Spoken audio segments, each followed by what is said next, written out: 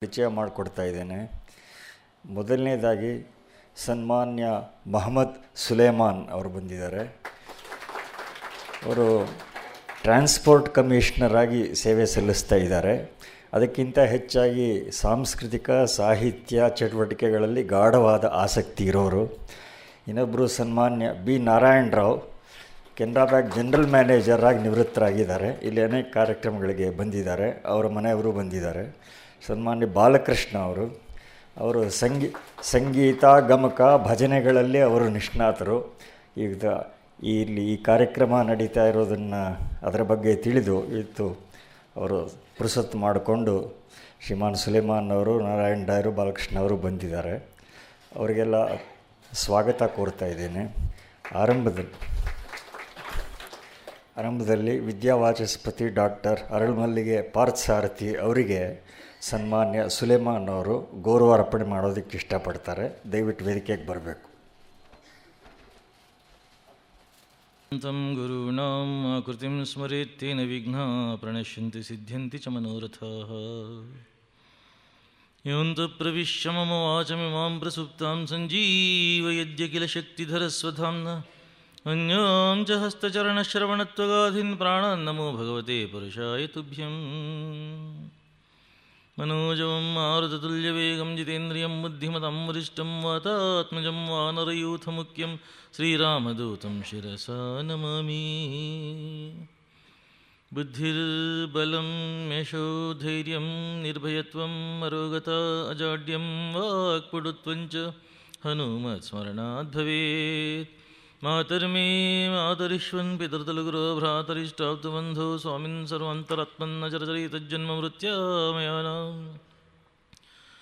गोविन्दे देहि भक्तिं भवति च भगवन्नूर्जितां निर्निमित्तां निर्व्याजां निश्चलां सद्गुणगणबृहतिं शाश्वतीमाशुदेव. अभ्रमं भङ्गरहितं अजडं विमलं सदा आनन्दतीर्थमुतलं भजेतापत्र्यापहम्. भावति यदनुभावादेडमुकोऽपि वाग्मिज्जडमतिरभिजन्तुर्जायते प्राज्ञमौलिः सकलवचनचेतो देवता भारती स मम वचसि निधत्तां सन्निधिं मानसे च. चित्रैः पदैश्च गम्भीरैः वाक्यैर्मानैर्खण्डितैः गुरुभावं व्यञ्जयन्ती भाति श्रीजयतीर्थवाक्. अर्थिकल्पितकल्पोऽयं प्रत्यर्थिगजकेसरी व्यासतीर्थगुरुर्भूयादस्मदिष्टार्थसिद्धये. तपो विद्याविरक्त्यादि सद्गुणौघाकराणां वादिराजगुरुन् वन्दे हयग्रीवतयाश्रयन्. पूज्याय राघवेन्द्राय सत्यधर्मरताय च भजतां कल्पवृक्षाय नमतां कामधेनवे. मन्मनोभीष्टवरदं सर्वाभीष्टपदप्रदं पुरन्दरगुरुं वन्दे दासश्रेष्ठं दयानिधिं. नमः श्रीपादराजाय नमस्ते व्यासयोगिने नमः पुरन्दरार्याय विजयार्याय ते नमः.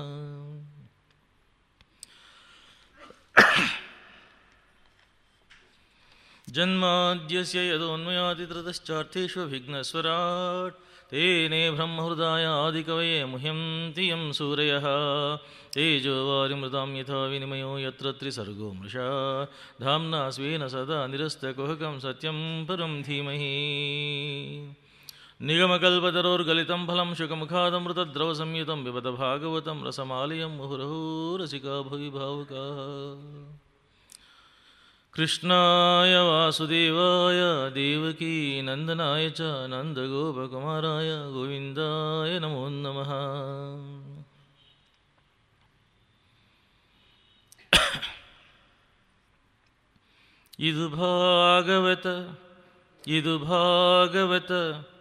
ಇದು ಭಾಗವತವು ಎನ್ನೀ.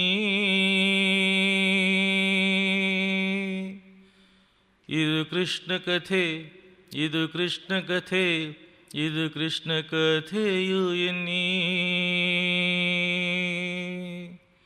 ಇದು ಭಾಗವತ, ಇದು ಭಾಗವತ, ಇದು ಭಾಗವತವು ಎನ್ನೀ. ಇದು ಕೃಷ್ಣ ಕಥೆ, ಇದು ಕೃಷ್ಣ ಕಥೆ, ಇದು ಕೃಷ್ಣ ಕಥೆಯು ಎನ್ನೀ.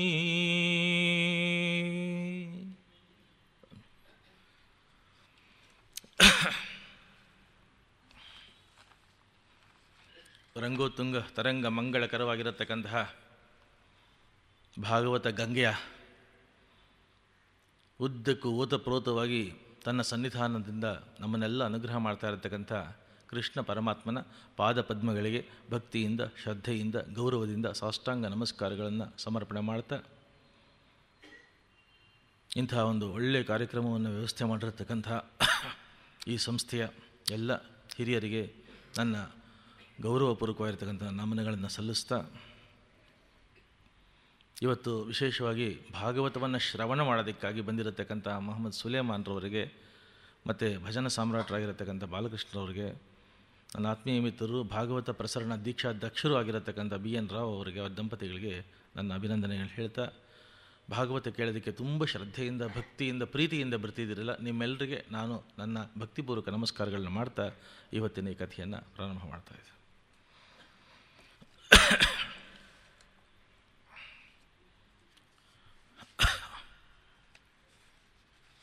ನಿನ್ನೆ ದಿನ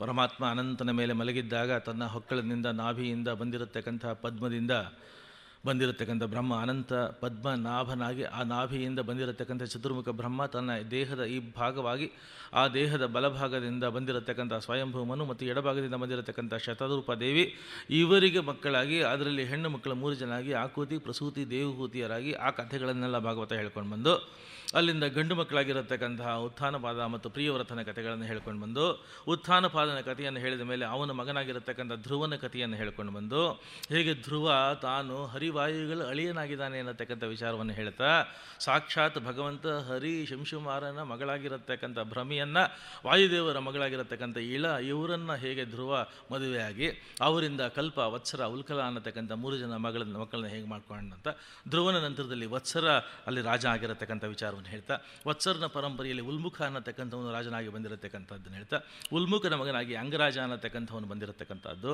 ಅಂಗರಾಜನ ಮಗನಾಗಿ ವೇನ ಅನ್ನತಕ್ಕಂಥವನು ಬಂದಿರತಕ್ಕಂಥದ್ದು, ದುಷ್ಟ ರಾಜನಾಗಿ ಹೇಗೆ ರಾಜ ಇರ್ಕೂಡ್ದು, ಹೇಗೆ ನಾಯಕ ಇರ್ಕೂಡ್ದು ಅನ್ನೋದಕ್ಕೆ ಸಾದೃಶ್ಯವಾಗಿ ಬಂದಿರತಕ್ಕಂಥವನು, ಆ ವೇನನ ಮಗನಾಗಿ ವೇನನನ್ನು ಹುಂಕಾರದಿಂದ, ಮಂತ್ರಸಿದ್ಧಿಯ ತಪಸ್ಸಿದ್ಧಿಯ ಹುಂಕಾರದಿಂದ ಋಷಿಗಳು ಅವನನ್ನು ಹನನ ಮಾಡಿದಾಗ, ಅವನ ಮೃತದೇಹವನ್ನು ಅವನ ತಾಯಿ ಸುನೀತೆ ಸಂರಕ್ಷಣೆ ಮಾಡಿಟ್ಟಿದ್ದು, ಆ ಮೃತದೇಹವನ್ನು ಮಂಥನ ಮಾಡಿದಾಗ, ಕಳೆದಾಗ ಅದರಿಂದ ಮೂಡಿ ಬಂದಿರತಕ್ಕಂತಹ ಅಜಾನುಭಾವವಾಗಿರತಕ್ಕಂಥ ಅರವಿಂದ ದಳಾಯತಾಕ್ಷನಾಗಿರತಕ್ಕಂತಹ ಸಾಕ್ಷಾತ್ ಶ್ರೀ ಕೃಷ್ಣನ ನಾರಾಯಣನ ವಿಶೇಷ ಸನ್ನಿಧಾನ ಇದ್ದಂತಹ ಆ ಪೃಥು ಚಕ್ರವರ್ತಿ ಇಡೀ ಭೂಮಿಯನ್ನು ತಾನು ತನ್ನ ಮಗಳನ್ನಾಗಿ ಪ್ರೀತಿ ಮಾಡಿದಾಗ, ಭೂಮಿಗೆ ಆವತ್ತಿನಿಂದ ಪೃಥ್ವಿ ಅನ್ನತಕ್ಕಂಥ ಹೆಸರು ಬಂದಿರತಕ್ಕಂಥದ್ದು. ಆ ಪೃಥು ಚಕ್ರವರ್ತಿ 99 ಅಶ್ವಮೇಧ ಯಾಗಗಳನ್ನು ಮಾಡಿ 100ನೇ ಅಶ್ವಮೇಧ ಯಾಗ ಮಾಡೋಕ್ಕೆ ಪ್ರಯತ್ನ ಪಟ್ಟು ಇಂದ್ರ ಪದವಿಗೆ ತಾನು ಹೋಗಬೇಕು ಅಂತಂದಾಗ, ಆ 100ನೇ ಅಶ್ವಮೇಧ ಯಾಗ ಮಾಡಿದರೆ ಸಫಲನಾದರೆ ಎಲ್ಲಿ ಇಂದ್ರ ಪದವಿಗೆ ಬಂದುಬಿಡ್ತಾನೋ ಅಂತ ಇಂದ್ರ ಇವನ ಅಶ್ವಮೇಧದ ಕುದುರೆಗಳನ್ನು ಕದ್ದಾಗ, ಆಗ ಪೃಥು ಚಕ್ರವರ್ತಿಯ ಮಗ ಹೋಗಿ ಅದನ್ನು ಹುಡುಕಿಕೊಂಡು ಬಿಡಿಸಿಕೊಂಡು ಬಂದಾಗ, ಮತ್ತೆ ಇಂದ್ರ ಕದ್ದುಕೊಂಡು ಹೋದಾಗ, ಮತ್ತೆ ಪೃಥು ಚಕ್ರವರ್ತಿನೇ ಹೊರಟಾಗ ಪುರೋಹಿತರು ಹೇಳ್ತಾರೆ, ಯಜ್ಞ ಮಂಟಪದಲ್ಲಿ ಕಂಕಣ ಕಟ್ಟಿದ್ಯಾ, ದೀಕ್ಷಾಬದ್ಧನಾಗಿದ್ಯಾ, ನೀನು ಆಯುಧ ಹಿಡ್ಕೊಂಡು ಯುದ್ಧಕ್ಕೆ ಹೋಗೋಕ್ಕಾಗೋದಿಲ್ಲ. ಮಗ ಹೋಗ್ತಾನೆ, ಮತ್ತೆ ಕರ್ಕೊಂಡು ಬರ್ತಾನೆ, ಆ ಕುದುರೆಯನ್ನು ಹಿಡ್ಕೊಂಡು ಬರ್ತಾನೆ. ಹೀಗಾಗಿ ಆ ಮಗನಿಗೆ ವಿಜಿತಾಶ್ವ ಅನ್ನತಕ್ಕಂಥ ಹೆಸರು ಬಂತು ಪೃಥುವಿನ ಮಗನಿಗೆ. ಆಮೇಲೆ ಬ್ರಹ್ಮದೇವರು ಬಂದು ಪ್ರತ್ಯಕ್ಷ ಹೇಳ್ತಾರೆ, ಪೃಥು ಸಾಕ್ಷಾತ್ ಪರಮಾತ್ಮನ ವಿಶೇಷ ಸನ್ನಿಧಾನ ಇರತಕ್ಕಂಥ ನೀನು, ಇಂದ್ರ ಪದವಿ ನಿನಗೆ ಯಾವ ಲೆಕ್ಕ, ನಿನಗೆ ನೀನು ಮಾಡಿರತಕ್ಕಂಥ ಸಾಧನೆಗಳು ಅದಕ್ಕಿಂತ ದೊಡ್ಡದಾಗಿದೆ, ನೀನು ಇಂದ್ರ ಸ್ನೇಹದಿಂದ ಇರಿ ಅನ್ನತಕ್ಕಂಥ ಮಾತನ್ನೇ ಹೇಳಿ ಅವರಲ್ಲಿ ಸಾಮರಸ್ಯವನ್ನು, ಸಖ್ಯವನ್ನು, ಸ್ನೇಹವನ್ನು ತರ್ತಾ ಇದ್ದಾನೆ. ಅಂತಹ ಪೃಥು ಚಕ್ರವರ್ತಿಯ ಮಗ ವಿಜಿತಾಶ್ವನ ಮಗ ಪ್ರಾಚೀನ ಬರ್ಹಿಯ ಕಥೆಯನ್ನು ಹೇಳಿದೆ. ಪ್ರಾಚೀನ ಬರ್ಹಿ ಅವನು ಯಜ್ಞ, ಯಾಗ, ಕ್ರೌರ್ಯ, ಹಿಂಸೆ, ಹವಿಸು ಕೊಡ್ತೀನಿ ಅಂತ ಹೇಳಿ, ಇದಕ್ಕೂ ಪೂರ್ಣಾಹುತಿ ಕೊಡಬೇಕು ಅಂತ ಹೇಳಿ ಪಶುವಿನಿಂದ ಹಿಡಿದು ಪಕ್ಷಿ ಎಲ್ಲ ಕೊಡ್ತಾ ಇದ್ದಾಗ ನಾರದರು ಬಂದು ಹೇಳಿ, ಅಪ್ಪ ಪೂರ್ಣಾಹುತಿ ಕೊಡ್ತೀನಿ ಅಂತ ಹೇಳಿ, ಬಲಿ ಕೊಡ್ತೀನಿ ಅಂತ ಹೇಳಿ ಒಂದೊಂದು ಪ್ರಾಣಿಗಳನ್ನು ನೀನು ಕೊಲ್ತಾ ಇತ್ತು ಅಂದರೆ ಅವುಗಳ ಅಹಿಂಸೆ, ಆ ಕ್ರೌರ್ಯ, ಅವು ಸಾಯುವಾಗ ಪಡತಕ್ಕಂಥ ನೋವು, ವೇದನೆ, ತೀವ್ರವಾಗಿರತಕ್ಕಂಥ ದುಃಖದ ಅನುಭವ ಎಲ್ಲ ನಿನಗೆ ತಪ್ಪ ನಿನಗೆ ನಿಲ್ಲಿಸೋದೆಲ್ಲ ಅಂತ ಮಾತಾಡಿದಾಗ, ಆ ಪ್ರಾಚೀನ ಬರ್ಹಿ ಅನ್ನತಕ್ಕಂಥವ್ರು ಶತಧೃತಿಯನ್ನು ಮದುವೆ ಆದ ಪ್ರಾಚೀನ ಬರ್ಹಿ. ಆ ಶತಧೃತಿಯನ್ನು ಮದುವೆ ಆದಾಗ ಅವಳು ಎಷ್ಟು ಸುಂದರಿಯಾಗಿದ್ಲು ಅನ್ನೋದನ್ನು ಭಾಗವತ ಹೇಳ್ತಾ ಇದೆ. ಪ್ರಾಚೀನ ಬರ್ಹಿ ಶತಧೃತಿ ಮದುವೆ ಆಗಿದ್ದಾರೆ. ಮದುವೆ ಮಂಟಪ ಮಧ್ಯೆ ಅಗ್ನಿ ಇದೆ, ಅಗ್ನಿಗೆ ಪ್ರದಕ್ಷಿಣೆ ಬರಬೇಕು. ಇಬ್ಬರು ಪ್ರದಕ್ಷಿಣೆ ಬರ್ತಾ ಇದ್ದಾರೆ. ಬರ್ತಿದ್ರೆ ಅಗ್ನಿಯ ಕುಂಡದಲ್ಲಿ ಇದ್ದಂತಹ ಅಗ್ನಿ ಇವಳ ಸೌಂದರ್ಯವನ್ನು ನೋಡಿ ಮೂಗಿಸಿ ಕುಂಡದಿಂದ ಅಗ್ನಿ ಎದ್ದು ಬಂದಂಥವನು. ಅಂಥ ಸೌಂದರ್ಯ ಇವಳದು. ಇಂಥ ಜಗದೇಕ ಸುಂದರಿಯಾಗಿರತಕ್ಕಂಥ ಅತಿಲೋಕ ಸುಂದರಿಯಾಗಿರತಕ್ಕಂಥ ಪರಮ ಸುಂದರಿಯಾಗಿರತಕ್ಕಂಥ ಶತಧೃತಿ. ಈ ಶತಧೃತಿ ಪ್ರಾಚೀನ ಬರಿಹಿಗೆ 10 ಜನ ಮಕ್ಕಳಾದರು. ಅವರು ಪ್ರಚೇತಸರು ಅನ್ನತಕ್ಕಂಥವ್ರು. ಈ 10 ಜನ ಪ್ರಚೇತಸರಿಗೂ ಸಹ ತಂದೆ ಹೇಳಿದ ವೃಕ್ಷಗಳ ಅಭಿಮಾನಿಯಾಗಿರತಕ್ಕಂಥ ವಾರ್ಕ್ಷಿ ನಿಮ್ಮ ಇಷ್ಟು ಜನನೂ ಕೂಡ ಅವಳು ಪ್ರೀತಿ ಮಾಡ್ತಾ ಇದ್ದಾಳೆ. ನೀವೆಲ್ಲ ಸ್ವಭಾವದಿಂದ ಗುಣದಿಂದ ಪ್ರೀತಿಯಿಂದ ಸಖ್ಯದಿಂದ ಎಲ್ಲ ಒಂದೇ ಇದ್ದೀರಾ, ಆದ್ದರಿಂದ ಅವಳನ್ನ ಮದುವೆ ಆಗಿ ಅಂತ ಈ ಪ್ರಚೇತಸರು ಮತ್ತು ಆ ವಾಕ್ಷಿ ಅವರ ಮಗನಾಗಿ ದಕ್ಷ ಪ್ರಜಾಪತಿ ಮತ್ತೆ ಹುಟ್ಟು ಬಂದ. ಅದೇ ಆದೇಶವನ್ನು ಹೊತ್ತುಕೊಂಡು ಬಂದ. ಏನು ಅಂದರೆ ಪ್ರಜಾಸೃಷ್ಟಿಯ ಕಾರ್ಯದಲ್ಲಿ ನೀನು ನಿರತನಾಗಬೇಕು ಅನ್ನತಕ್ಕಂಥ ದಕ್ಷನಿಗೆ ಮುಂಚೆ ಇದ್ದ ಪೋರ್ಟ್ಫೋಲಿಯೋ ಈಗಲೂ ಅದೇ ಕೆಲಸವನ್ನು ಕೊಟ್ಟರು. ಮರುಜನ್ಮದಲ್ಲಿ ದಕ್ಷನಾಗಿ ಬಂದ. ಈಗ ಅಸಿಕ್ನಿ ಅನ್ನತಕ್ಕಂಥವಳನ್ನು ಈ ದಕ್ಷ ಮದುವೆ ಆದ. ಮದುವೆಯಾಗಿ 10,000 ಹರಿಯೇಶ್ವರನ್ನು ಅವರು ಹಡೆದರು. 10,000 ಹರಿಯೇಶ್ವರ ಹೇಳಿದರು ನೀವು ಪ್ರಜಾಸೃಷ್ಟಿ ಮಾಡಿ ಅಂತ. ಅವ್ರು ಹೇಳಿದರು ನಾವು ತಪಸ್ಸಿಗೆ ಹೋಗ್ತೀವಿ ಅಂತ. ನಿನ್ನೆ ದಿನದ ಪ್ರವಚನದ ಕಡೆಯಲ್ಲಿ 10,000 ಹರಿಯೇಶ್ವರು ತಪಸ್ಸಿಗೆ ಪರ್ವತದ ತಪ್ಪಲಿನಲ್ಲಿ ಬಂದಾಗ ನಾರದರು ಬಂದು ಯಾವ 10 ತಿಳ್ಕೊಳ್ಳದೆ ಹೋದರೆ ಎಲ್ಲಿಗೂ ಹತ್ತಕ್ಕಾಗೋದಿಲ್ವೋ, ಆ 10 ತಿಳ್ಕೊಂಡ್ರೆ ಎಲ್ಲ ಹತ್ತದಂಗೆ ಆಗ್ತದೋ, ಆ 10 ಕೇಳ್ತೀನಿ, 10ಕ್ಕೆ ಉತ್ತರ ಹೇಳಿ, ಆವಾಗ ನಿಜವಾಗ್ಲೂ 10ನವ್ರು ಆಗ್ತೀರಾ ಅಂತ ಹೇಳಿದಾಗ ಆ 10 ಪ್ರಶ್ನೆಗಳಿಗೆ ಉತ್ತರವನ್ನು ಅವರು ಸಂಕ್ಷಿಪ್ತವಾಗಿ ಹೇಳಿದಾಗ ಹರಿಯೇಶ್ವರ್ ಹೇಳ್ತಾರೆ ರಾಜಸ ಬೇಡ, ತಾಮಸ ಬೇಡ, ರಾಜ್ಯ ಬೇಡ, ಅರ್ಥ ಬೇಡ, ಭೋಗ ಬೇಡ, ಭಾಗ್ಯ ಬೇಡ, ವೈಭವ ಬೇಡ, ವಿಜೃಂಭಣೆ ಬೇಡ, ಮೆರವಣಿಗೆ ಬೇಡ, ಉರುವಣಿಗೆ ಬೇಡ, ವಾಪಸ್ ಊರಿಗೆ ಹೋಗೋದಿಲ್ಲ, ಇಲ್ಲೇ ಇದು ಬಿಡ್ತೀವಿ. ಅಲ್ಲಿಗೆ ಈ ಉತ್ಥಾನಪಾದನ ಪರಂಪರೆಯಲ್ಲಿ ನೇರವಾಗಿ ಬಂದಿರತಕ್ಕಂಥ ಎಲ್ಲ ಚಕ್ರವರ್ತಿಗಳು ಬಂದು ಇವರು ಹರಿಯೇಶ್ವರು ಊರಿಗೆ ಬರೋದಿಲ್ಲ, ನಾವು ಏನು ಮಾಡಿದ್ರು ಕೂಡ ರಾಜ್ಯಭಾರ ಬೇಡ ಅಂತ ಹೇಳಿದಾಗ ಆಗ ಕಾಲ ಏನಿತ್ತು, ಯಾರು ಚಕ್ರವರ್ತಿಯ ಮಗ ಆ ಪರಂಪರೆಯಲ್ಲಿ ಬರ್ತಾನೆ, ಆ ರಕ್ತದ ಬರ್ತಾನೆ, ಅವನು ಮಾತ್ರ ರಾಜನಾಗಬೇಕೇ ಹೊರತುನೋ ಸರ್ಕಾರ ಅನ್ನತಕ್ಕಂಥ ಹೆಸರಲ್ಲಿ ಯಾರು ಬೇಕಾದರೂ ಚುನಾವಣೆಗೆ ಬರ್ಬೋದು, ಏನಿರಲಿಲ್ಲ. ಆ ಎಲ್ಲ ಹುಡುಕಿದ್ರು. ಯಾರು ಧ್ರುವನ ಪರಂಪರೆಯಲ್ಲಿ, ಉತ್ಥಾನಪಾದನ ಪರಂಪರೆಯಲ್ಲಿ, ಪ್ರಾಚೇತಸನ ಪರಂಪರೆಯಲ್ಲಿ, ಪ್ರಾಚೀನ ಬರಿಹಿ ಪರಂಪರೆಯಲ್ಲಿ ಯಾರ್ಯಾರೂ ಇರಲಿಲ್ಲ. ಕಡೆಗೆ ಯಾರೋ ಹೇಳಿದರು, ಅಪ್ಪ ಯಾಕೆ ಹುಡುಕ್ತಿದ್ದೀರೋ, ಉತ್ಥಾನಪಾದನ ಅಣ್ಣ ಸೋದರ ಪ್ರಿಯವ್ರತ ಇನ್ನು ಕಾಡಿನ ಗುಹೆಗಳಲ್ಲಿ ತಪಸ್ಸು ಮಾಡ್ತಾ ಕೂತಿಯಾನೆ, ಅವನಿದ್ದಾನೆ, ಅವನೇ ಮುಖ್ಯವಾಗಿ ಮೂಲಭೂತ ವಾರಸುದಾರನಾಗಿದ್ದಂಥವನು. ನನಗೆ ಬೇಡ ಅಂತ ಹೇಳಿ ವ್ರತಗಳಲ್ಲಿ, ನಿಯಮಗಳಲ್ಲಿ, ಧ್ಯಾನಗಳಲ್ಲಿ, ತಪಸ್ಸಿನಲ್ಲಿ ಜೀವನ ತೊಡಗಿಸ್ಕೋಬೇಕು ಅಂತ ಹೇಳಿ ಆ 1000 ವರ್ಷ ತಪಸ್ಸು ಮಾಡ್ತಾ ಕೂತ್ಕೊಂಡ್ಬಿಟ್ಟಿಯಾನೆ. ಹೋಗಿ ಕರ್ಕೊಂಬನ್ನೆ, ಅವನು ಡಿಸರ್ವಿಂಗು ಬಿಫಿಟಿಂಗು, ಕರ್ಕೊಂಬನ್ನಿ ಅವನ್ನ. ಎಲ್ಲ ಬಂದರು, ಆ ಕಾಲದ ಹಿರಿಯ ನಾಯಕರುಗಳೆಲ್ಲ ಬಂದರು. ಅವನು ಗುಹೆಯಿಂದ ಈಚೆಗೆ ಬರಲಿಲ್ಲ, ಗವಿಯಿಂದ ಈಚೆಗೆ ಬರಲಿಲ್ಲ, ಉತ್ತರವು ಕೊಡಲಿಲ್ಲ. ಸ್ವಯಂಭೂ ಮನು ಕರ್ಕೊಂಡು ಬಂದರು. ಸ್ವಯಂಭೂ ಮನು ಬಂದು ಹೇಳ್ದ, ಅಪ್ಪ ಬಾರೋ, ನಾನು ರಾಜ, ನನ್ನ ಮಗ ನೀನು ಕ್ಷಾತ್ರದಲ್ಲಿ ಹುಟ್ಟಿದ್ಯಾ, ರಾಜನಾಗಿ ಹುಟ್ಟಿದ್ಯಾ, ನಿನ್ನ ಜವಾಬ್ದಾರಿ ನಿರ್ವಹಣೆ ಮಾಡಬೇಕು, ಬಾ ಹೇಳ್ದ. ಪರಮಾತ್ಮನ ಸ್ಮರಣೆ, ಹರಿಯ ಸ್ಮರಣೆ, ನಾರಾಯಣನ ಸ್ಮರಣೆ, ಭಗವಂತನ ಸ್ಮರಣೆ ಇಟ್ಟು ಇದು ಮುಂದೆ ಇನ್ಯಾವ ರಾಜ್ಯ ಬೇಕು, ಯಾವ ಆಡಳಿತ ಬೇಕು, ಏನೂ ಬೇಡ ನನಗೆ. ಕಡೆಗೆ ಸಾಕ್ಷಾತ್ ಬ್ರಹ್ಮದೇವರು ಬಂದರು. ಬ್ರಹ್ಮದೇವರು ಬಂದು ಪ್ರಿಯವ್ರತ ರಾಜನನ್ನು ಪ್ರೀತಿಯಿಂದ ಕರೆದು ಹೇಳ್ತಾ ಇದ್ದಾರೆ, ಭಯಂ ಪ್ರಮತ್ತಸ್ಯ ವನೇಶ್ವಪಿ ಸ್ಯಾತ್ ಯತಸ್ಸಾಸ್ತೆ ಸಷಟ್ ಸಪತ್ನ್ಯಃ ಜಿತೇಂದ್ರಿಯಸ್ಯಾತ್ಮರತೇರ್ಭುತಸ್ಯ ಗೃಹಾಶ್ರಮಕ್ಕಿಂಸು ಕರೋತ್ಸವದ್ಯಂ ಅಂತಾರೆ. ಅಪ್ಪ ನೀನು ಕಾಡಿನ ಒಳಗಡೆ, ಗುಹೆ ಒಳಗಡೆ, ಗವಿ ಒಳಗಡೆ ಒಬ್ಬನೇ ಕೂತ್ಕೊಂಡಿದ್ದಾಗ 6 ಜನ ನಿನ್ನನ್ನು ಕಾಡ್ತಾ ಇರ್ತಾರಲ್ಲೋ, ಎಲ್ಲಿ ಇರಲಿ, ಅದು ವಿಶೇಷವಾಗಿ ಧ್ಯಾನಕ್ಕೆ ಕೂತಾಗ, ತಪಸ್ಸಿಗೆ ಕೂತಾಗ 6 ಜನ ಕಾಡ್ತಾ ಇರ್ತಾರಪ್ಪ. ಏಕಾಂತದಲ್ಲಿ ಇದೀನಿ ಅಂತ ನೀನು ಅಂದುಕೊಂಡ್ರು ಕೂಡ ಲೋಕಾಂತಕ್ಕೆ ಇಳಿಗಿರ್ತಕ್ಕಂತಹ 6 ಜನ ಕಾಡ್ತಾ ಇರ್ತಾರೆ. ಅರಿಷಡ್ವರ್ಗಗಳು ಕಾಡಿಸ್ತಾರೆ, ಪೀಡಿಸ್ತಾರೆ, ಛೇಡಿಸ್ತಾರೆ. ಇಂತಹ ಸಂದರ್ಭದಲ್ಲಿ ಮನಸ್ಸು ಸ್ವಲ್ಪ ಚಂಚಲ ಆದರೆ, ಮನಸ್ಸು ಚಲನೆ ಆಯಿತು ಅಂತಂದರೆ ಕಾಡಿನಲ್ಲಿದ್ದು ಪ್ರಯೋಜನ ಇಲ್ಲ. ನಾಡಿನಲ್ಲಿರ್ತಕ್ಕಂಥ ವಿರಾಗಿಗಿಂತ ಕೆಟ್ಟ ರೀತಿಯಲ್ಲಿ ನೀನು ಇರಬೇಕಾದ ಪ್ರಸಂಗ ಬರುತ್ತೆ. ಆದರೆ ಜಿತೇಂದ್ರಿಯನಾಗಿರತಕ್ಕಂಥವನು, ಇಂದ್ರಿಯಗಳ ಮೇಲೆ ನಿಯಂತ್ರಣ ಇರತಕ್ಕಂಥವನು, ಪರಮಾತ್ಮನ ಸ್ಮರಣೆಯನ್ನು ಪ್ರತಿ ಕ್ಷಣ ಮಾಡ್ತಾ ಇರತಕ್ಕಂಥವನು, ಉಸಿರಿಗೆ ಭಗವಂತನ ಸ್ಮರಣೆಯಲ್ಲಿ ಇರತಕ್ಕಂಥವ್ನು, ನೀನು ಊರಲ್ಲಿದ್ರೇನೋ, ಕಾಡಿನಲ್ಲಿದ್ರೇನೋ, ಅರಮನೆಯಲ್ಲಿದ್ರೇನೋ, ಅಂತಃಪುರದಲ್ಲಿದ್ರೇನೋ, ನಾಡು ಕಾಡು ನಿನಗೆಲ್ಲ ಒಂದೇ. ಅದು ಅಲ್ಲದೆ ಬ್ರಹ್ಮದೇವರು ಹೇಳತಕ್ಕಂಥದ್ದು, ಪ್ರತಿಯೊಬ್ಬ ಮನುಷ್ಯ ಇಲ್ಲಿಗೆ ಹುಟ್ಟು ಬಂದಾಗ ಅವನಿಗೆ 2 ಕೈಯನ್ನು ಮತ್ತು 1 ಮೆದುಳನ್ನು ಪರಮಾತ್ಮ ಕಟ್ಕಳಿಸೋದು.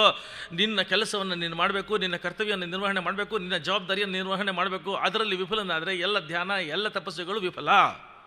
ಬ್ರಹ್ಮದೇವರು ಈ ಮಾತನ್ನು ಹೇಳ್ತಾ ಇದ್ದಾರೆ. ಕುರುಭುಂಕ್ಷ ಚಕರ್ಮ ನಿಜಂ ನಿಯತಂ ಹರಿಪಾದ ವಿನಮ್ರಧಿಯಾ ಸತತಂ ಹರಿರೇವ ಪರೋ ಹರಿರೇವ ಗುರು ಹರಿರೇವ ಜಗತ್ ಪಿತೃಮಾತೃಗತಿ. ಕುರುಭುಂಕ್ಷ ಚಕರ್ಮ ನಿಜಂ ನಿಯತಂ.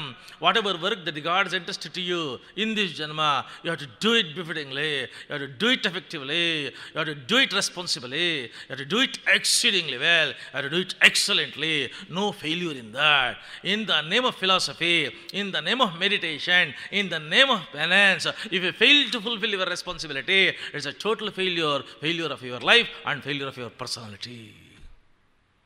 ಬ್ರಹ್ಮದೇವರು ಹೇಳ್ತಾ ಇದ್ದಾನೆ, ನೀನು ರಾಜನ ಮಗನಾಗಿ, ಚಕ್ರವರ್ತಿಯ ಮಗನಾಗಿ ಜನಗಳ ಸಂರಕ್ಷಣೆಯನ್ನು ನೋಡ್ಕೋಬೇಕಾಗಿರತಕ್ಕಂಥ ಜವಾಬ್ದಾರಿ ನಿನ್ನ ಮೇಲಿದೆ. ಅದರಲ್ಲಿ ವಿಫಲನಾಗಿ ಏನು ಮಾಡಿದರೂ ಕೂಡ ಸಫಲತೆ ಸಿಗೋದಿಲ್ಲ. ಆದ್ದರಿಂದ ಬಾ, ಊರಿನೊಳಗೆ ಬಾ, ಅರಮನೆಗೆ ಬಾ, ರಾಜ್ಯಕ್ಕೆ ಬಾ, ರಾಜಧಾನಿಗೆ ಬಾ, ಎಲ್ಲೇ ಇರೋ ಪರಮಾತ್ಮನ ಸ್ಮರಣೆಯಲ್ಲಿರೋ. ಕುರುವಂಶ ಚಕರ್ಮ ನಿಜಂ ನಿಯತಾಂ. ನಿನ್ನ ಪಾಲಿಗೆ ಬಂದ ಕೆಲಸವನ್ನು ನೀನು ದಕ್ಷತೆಯಿಂದ ಸಮರ್ಥನಾಗಿ ಮಾಡ್ತಾನೆ. ಕುರುಭುಂಕ್ಷ ಚಕರ್ಮ ನಿಜಂ ಹರಿಪಾದ ವಿನಮ್ರ ಧಿಯಾ ಸತಂ. ವಿನಮ್ರವಾಗಿ ವಿನಯದಿಂದ ಪರಮಾತ್ಮನ ಸ್ಮರಣೆಯನ್ನು ಪ್ರತಿ ಕ್ಷಣದಲ್ಲಿ ಮಾಡ್ತಾ ಇರೋ. ನನಗೆ ದೇಹ ಕೊಟ್ಟಿದ್ದಾನೆ, ನನಗೆ ಉಸಿರು ಕೊಟ್ಟಿದ್ದಾನೆ, ನನಗೆ ಕಣ್ಣು ಕೊಟ್ಟಿದ್ದಾನೆ, ನನಗೆ ಕಿವಿ ಕೊಟ್ಟಿದ್ದಾನೆ, ನನಗೆ ಮೆದುಳು ಕೊಟ್ಟಿದ್ದಾನೆ, ನನಗೆ ಕೈ ಕೊಟ್ಟಿದ್ದಾನೆ, ನನಗೆ ಹೆಂಡತಿ ಮಕ್ಕಳು ಮನೆ ಭೋಗ ಭಾಗ್ಯ ಸಮಸ್ತವು ಕೊಟ್ಟು, ಪರಿಸರ ಕೊಟ್ಟು, ಸಮಾಜ ಕೊಟ್ಟು, ಕ್ವಾಲಿಫಿಕೇಷನ್ ಕೊಟ್ಟು, ಕಲ್ಚರ್ ಕೊಟ್ಟು, ಆರ್ಗನೈಸೇಷನ್ ಕೊಟ್ಟು, ಕೆಲಸ ಕೊಟ್ಟು, ಸಂಬಳ ಕೊಟ್ಟು, ಇಷ್ಟೆಲ್ಲ ಕೊಟ್ಟು, ಸಂರಕ್ಷಣೆ ಕೊಟ್ಟು, ಆಯುಷ್ ಕೊಟ್ಟು, ಆರೋಗ್ಯ ಕೊಟ್ಟು, ಇಷ್ಟೆಲ್ಲ ಕೊಟ್ಟು ಕೆಲಸ ಮಾಡುವಂತೆ ಕಳಿಸಿದರೆ, in the name of meditation, in the name of ಧ್ಯಾನ, if you are actually failing in your duty, ಪರಮಾತ್ಮನಿಗೆ ಮಾಡೋ ದ್ರೋಹ ಇದು. ಆದರೆ ನಾನು ಕೆಲಸ ಮಾಡ್ತೀನಿ ಅಂದರೆ ಅದೇ ಪೂಜೆ ಅಂತಂದ್ಬಿಟ್ಟು ದೇವರನ್ನೇ ಮರದೇ ಇದೆಯಲ್ಲ, ಅದು ಇನ್ನೂ ಬಹಳ ದೊಡ್ಡದು. ಏನು ಅಂತಂದರೆ, ತುಂಬ ಜನ ಹೇಳ್ತಾರೆ, ಸರ್ ನನಗೆ work is worship for me, ನನಗೆ ದೇವರಿಗೆ ಇವರು ಅದೆಲ್ಲ ಹೇಳಕ್ಕೆ ಬರಬೇಡಿ, ನನಗೆ ಅದು ನೆನಪು ಬರಲ್ಲ, ನನ್ನ ಕೆಲಸ ಚೆನ್ನಾಗಿ ಮಾಡ್ಕೊಂಡಿರ್ತೀನಿ. ಅದಕ್ಕೆ ಹೇಳ್ತಿದ್ದಾರೆ, ಕುರುಭುಂಕ್ಷ ಚಕರ್ಮ ನಿಜ ನಿಯಂತ ಹರಿಪಾದ ವಿನಮ್ರ ಧಿಯಾ ಸತತಂ. ಪ್ರತಿ ಕ್ಷಣದಲ್ಲಿ ದೇವರ ಸ್ಮರಣೆ ಮಾಡಬೇಕು. ಯಾತಕ್ಕೆ ಅಂತಂದರೆ, when the millions and millions of people and teeming millions of people are actually starving in the streets, they are rotting in the streets, they are experiencing stark poverty, they are going hungry every night. You have this qualification, you have got this job, you have got this salary, you got this pay packet, you got all the facilities, you got all the conveniences, for which it is our essential duty to express attitude of gratitude to that God who has given all these things. ಅದು ಏನು ಮಾಡಬೇಕು? ನಾನೇನು ದೇವರಿಗೆ ಸೇವೆ ಮಾಡಬೇಕಂದ್ರೆ, ಅಭಿಷೇಕಕ್ಕೆ ಬರೆಸ್ಬೇಕಂದ್ರೆ, ನೀನೇನು ದೇವರಿಗೆ ಸೇವೆ ಮಾಡ್ತೀಯಾ? ಸ್ಮರಣೆ ಮಾಡಿದೆಯಲ್ಲ, ಕೃಷ್ಣನ ಸ್ಮರಣೆ ಯಾವಾಗಲೂ ಮಾಡಿ, ನಾರಾಯಣನ ಸ್ಮರಣೆ, ಪರಮಾತ್ಮನ ಸ್ಮರಣೆ ನಿರಂತರವಾಗಿ ಸ್ಮರಣೆ ಮಾಡ್ತಾ ಇರಿ. ಕೆಲಸ ಮಾಡ್ತಾ ಇರುವಾಗ ದೇವರ ಸ್ಮರಣೆ ಹೆಂಗೆ ಮಾಡೋಕ್ಕಾಗುತ್ತೆ? 2 things cannot be done simultaneously. ನಾವು ಕೆಲಸದ ಮೇಲೆ ಕಾನ್ಸಂಟ್ರೇಟ್ ಮಾಡಲ್ಲ, ದೇವರ ಸ್ಮರಣೆ ಮಾಡಲೋ. Here 2 things cannot be done simultaneously is not a philosophy, is not a truth. ಕಾಲ ಯಾವ ಲೆವೆಲ್ನಲ್ಲಿದೆ, ಎಷ್ಟು ಸೂಕ್ಷ್ಮವಾದ ಕಾಲಕ್ಕೆ ಬಂದಿದ್ದೀವಿ ಅಂತಂತಂದರೆ, ನಾವು ನೋಡ್ತಾ ಇದ್ದೀರಾ ನೀವು, ಕೆಲಸ ಮಾಡ್ತಿರ್ತಾರೆ, ಬರೀತಿರ್ತಾರೆ, ಕಾನ್ಸಂಟ್ರೇಟ್ ಮಾಡ್ತಿರ್ತಾರೆ, ಸಿಸ್ಟಮಲ್ಲಿ ನೋಡ್ತಿರ್ತಾರೆ, ಕಂಪ್ಯೂಟ್ರಲ್ಲಿ ನೋಡ್ತಿರ್ತಾರೆ, ಮೊಬೈಲ್ ಫೋನ್ ಬರುತ್ತೆ, ಫೋನಲ್ಲಿ ಮಾತಾಡ್ತಾ ಇರ್ತಾರೆ, ಕಾಫಿ ಬರುತ್ತೆ, ಕಾಫಿನಲ್ಲಿ ತೊಗೊಳ್ತಾ ಇರ್ತಾರೆ, ಪೇಪರ್ ಬರುತ್ತೆ, ಪೇಪರ್ ಓದ್ತಿರ್ತಾರೆ, ಸದ್ಯಕ್ಕಿದ್ದಂಗೆ ರಿಪೋರ್ಟ್ ಬರುತ್ತೆ, ರಿಪೋರ್ಟಿಗೆ ಸೈನ್ ಬ್ರೀಫಾಗಿ ಓದಿ ಸೈನ್ ಮಾಡ್ತಾರೆ, ಅಷ್ಟರಲ್ಲಿ ಸಬಾರ್ಡಿನೇಟ್ ಇನ್ಸ್ಟ್ರಕ್ಷನ್ಸ್ ಕೊಡ್ತಾ ಇರ್ತಾರೆ, ಕಾರ್ ಡ್ರೈವಿಂಗ್ ಮಾಡ್ತಾ ಇರ್ತಾರೆ, ಇಷ್ಟೆಲ್ಲ ಆಗಿ ಉಸಿರು ಬೇರೆ ಆಡ್ತಾ ಇರ್ತಾರೆ. 7 ಕೆಲಸ 8 ಕೆಲಸ 9 ಕೆಲಸ 10 ಕೆಲಸ ಮಾಡಿ ಬೀದಿನಲ್ಲಿ ನೋಡ್ತಿರ್ತೀರಲ್ಲ ನೀವು, ಎಷ್ಟು ಡ್ರೈವ್ ಮಾಡ್ತಾ ಇರ್ತಾರೆ, ಮೋಟ್ರ್ ಬೈಕ್ ಡ್ರೈವ್ ಮಾಡ್ತಾ ಇರ್ತಾರೆ, ಮೊಬೈಲ್ ಹಿಂಗೆ ಹಾಕೊಂಡು ಹೀಗೆ ಪರ್ಮನೆಂಟಾಗಿ ಬೇರೆ ಆಗೋಗಿರುತ್ತೆ, ಅದು ಹೀಗೆ ಇರುತ್ತದೆ. ಅರ್ಧ ಜನಕ್ಕೆ ಹೀಗಿದೆ ಬೆಂಗಳೂರು. ಅದು ಏನದು, ಏನು ರೀ ಅದು? 4 ಕೆಲಸ 5 ಕೆಲಸ, ಎದುರುಗಡೆ ಬರೋನು ಅಬ್ಸರ್ವ್ ಮಾಡಬೇಕು, ಪೊಲೀಸ್ನನ್ನು ಅಬ್ಸರ್ವ್ ಮಾಡಬೇಕು, ಹೆಲ್ಮೆಟ್ ಅಬ್ಸರ್ವ್ ಮಾಡಬೇಕು, ಹಿಂಗೆ ಇಟ್ಕೋಬೇಕು, 8 ಕೆಲಸ 10 ಕೆಲಸ ಮಾಡೋಕ್ಕಾಗುತ್ತೆ. ದೇವ್ರ ಹೆಸರನ್ನು 2 ಕೃಷ್ಣ ಅಂತ 2 ಹೇಳು ಅಂತಂದ್ರೆ ಎಲ್ಲ ನಾಟಕ ಆಡ್ತಾರಲ್ರಿ ರೀ.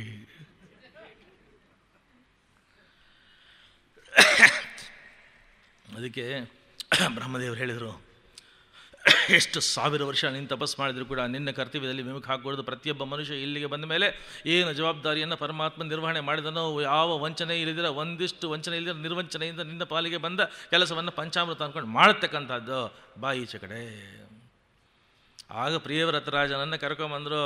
ಆತ್ಮಜ್ಞಾನಿಯಾಗಿ ಅರಮನೆಯಲ್ಲಿ ನೀನಿದ್ರೂ ಕೂಡ ಬಾಧಕ ಇಲ್ಲ, ಅರಮನೆಗೆ ಆತ್ಮಜ್ಞಾನಿಯಾಗಿರು, ಆದರೆ ನೀನು ಕೆಲಸ ಮಾಡ್ಕೊಂಡಿರು. ರಾಜ್ಕುಮಾರ್ ಆಗಿ ಹುಟ್ಟಿದ್ಯಾ, ರಾಜಕುಮಾರನಾಗಿ, ರಾಜನಾಗಿ, ಯುವರಾಜನಾಗಿ, ಮಹಾರಾಜನಾಗಿ ನಿನ್ನ ಕೆಲಸವನ್ನು ನಿರ್ವಹಣೆ ಮಾಡು. ಎಲ್ಲ ಇದ್ದು ಎಲ್ಲ ಇವಾಗ ನೀನು ಗುಹೆನಲ್ಲಿ ಏನೂ ಇಲ್ಲ ಅಂತ ಬಂದೇನೂ ಇಲ್ಲ ಅಂತ ಇದೆಯಲ್ಲ, ಅದು ದೊಡ್ಡದಲ್ಲ. ಅರಮನೆ ಮಧ್ಯದಲ್ಲಿ, ಎಲ್ಲ ವೈಭವಗಳ ಮಧ್ಯದಲ್ಲಿ, ಎಲ್ಲ ಸವಲತ್ತು ಸೌಕರ್ಯ ಸೌಲಭ್ಯಗಳ ಮಧ್ಯದಲ್ಲಿ, ಎಲ್ಲ ಲಕ್ಸುರಿಗಳ ಮಧ್ಯದಲ್ಲಿ, ಭೋಗ ಭಾಗ್ಯಗಳ ಮಧ್ಯದಲ್ಲಿ ಏನು ಇಲ್ಲದಾಗಿರತಕ್ಕಂಥದ್ದು ಅದು ದೊಡ್ಡದು. ಬಾ ಮನೆಯಲ್ಲಿಗೆ. ಆಗ ಪ್ರಿಯವ್ರತ ರಾಜನ್ನ ಕರ್ಕೊಂಡು ಬಂದರು. ಪ್ರಿಯವ್ರತ ರಾಜ ಬಂದ, ಬೆಳಗ್ಗೆ ಬಂದ, ಎಲ್ಲ ಆಯಿತು. ಸೆಲೆಬ್ರೇಷನ್ನು, ಕಾರೋನೇಷನ್ ಸೆರೆಮನಿ, ಪಟ್ಟಾಭಿಷೇಕ, ಕನಕಾಭಿಷೇಕ, ರತ್ನಾಭಿಷೇಕ, ನಜರು ಮುಜುರೆ ನಗಾರಿ ನೌಬತ್ತು ಬೇಕಾದ ನಡೆದೋದ್ವು. ಮಧ್ಯಾಹ್ನ ಯಾರ್ಯಾರಿಗೆ ಬಹುಮಾನ ಪುರಸ್ಕಾರ ಏನೇ ಪ್ರಶಸ್ತಿಗಳು ಏನೇನು ಕೊಡಬೇಕೋ ಮಧ್ಯಾಹ್ನ ಅದು ಆಯಿತು. ಸಾಯಂಕಾಲ ಕಲ್ಚರಲ್ ಎಂಟರ್ಟೈನ್ಮೆಂಟ್ ಪ್ರೋಗ್ರಾಮ್ಸ್. ಅವತ್ತು ಮೊದಲನೇ ದಿನ ಸಾಯಂಕಾಲ 5:30 6 ಗಂಟೆ ಆಯಿತು. ಎಲ್ಲ ಪ್ರೊಸೆಷನ್ ಎಲ್ಲ ಬಂತು. 6 ಗಂಟೆ ಆಯಿತು. ಇದ್ದಕ್ಕಿದ್ದಕ್ಕೆ 6 ಗಂಟೆ ಆದರೆ ಕತ್ಲಾಗ್ತಾ ಬಂತು. ಇದ್ದಕ್ಕಿದ್ದಕ್ಕೆ ಫುಲ್ ಕತ್ಲಾಗೋಯ್ತು. ಇವಾಗ ನನಗೆ ಕರೆಂಟ್ ಸ್ವಿಚ್ ಹಾಕ್ರು ಅಂತ ನನಗೋದಿಲ್ವಲ್ಲ, ಪೂರ್ತಿ ಕತ್ಲಾಯಿತು. ಜೀವನ ಪೂರ್ತಿ ಗುಹೆ ಒಳಗಡೆ, ಗವಿ ಒಳಗಡೆ ಇದ್ದವನು, ಹೊರಗಡೆ ಪ್ರಪಂಚವೇ ಕಾಣದೇ ಇದ್ದಂಥವನು ಮೊದಲನೇ ದಿನ ಬಂದು ಸೂರ್ಯನ ಅದ್ಭುತವಾಗಿರತಕ್ಕಂಥ ತೇಜಸ್ಸಿನ ಬೆಳಕಿನ ಕಿರಣಗಳಲ್ಲಿ ಬೆಳಗಿನಿಂದ ಸಂಜೆಯವರೆಗೆ ಈ ಅಭೂತಪೂರ್ವವಾಗಿರತಕ್ಕಂಥ ವೈಭವೋಪೇತವಾಗಿರತಕ್ಕಂಥ ರಾಜಕಾರಣದ ಎಲ್ಲ ಕಾರ್ಯಕ್ರಮಗಳನ್ನು ನೆರವೇರಿಸಿ 6 ಗಂಟೆ 6:30 ಆದಾಗ ಸೂರ್ಯ ಕಂತಿದ, ಸೂರ್ಯ ಮುಳುಗಿದ, ಬರೇ ಕತ್ತಲು, ಸುತ್ತಲೂ ಮುತ್ತಲು ಎಲ್ಲ ಕಡೆ ಕತ್ತಲಾದಾಗ ಇದ್ದಕ್ಕಿದ್ದಾಗ ಗಾಬರಿಯಾದ ಬೆಚ್ಚಿಬಿದ್ದ. ಯಾರೋ ದೀಪ ಆರಿಸಿದವರು ಲೈಟ್ ಆನ್ ಮಾಡು ಅಂತಂದು ಹೇಳಿದರು. ಇಲ್ಲ, ಲೈಟ್ ಆನ್ ಮಾಡೋಕ್ಕಾಗಲ್ಲ, ಬೆಳಗ್ಗೆ 6 ಗಂಟೆಗೆ ಮತ್ತೆ ಅವನು ಬರೋದವನು. ಯಾತಕ್ಕೆ? ನಾನು ರಾಜ ಆಗಿರೋವಾಗ ನನ್ನ ಪ್ರಜೆಗಳು ಕತ್ತಲಿನಲ್ಲಿ ಕೊಳಿಬೇಕಾ? ಇಂಥ ಸ್ಥಿತಿನಲ್ಲಿ ನಾನು ರಾಜನಾಗಿರ್ಬೇಕಾ? ಸಾಧ್ಯ ಇಲ್ಲ. ಅವ್ರು ಹೇಳಿದರು, ಇದು ಪ್ರಕೃತಿ ನಿಯಮ. ಏನು ಪ್ರಕೃತಿ ನಿಯಮ?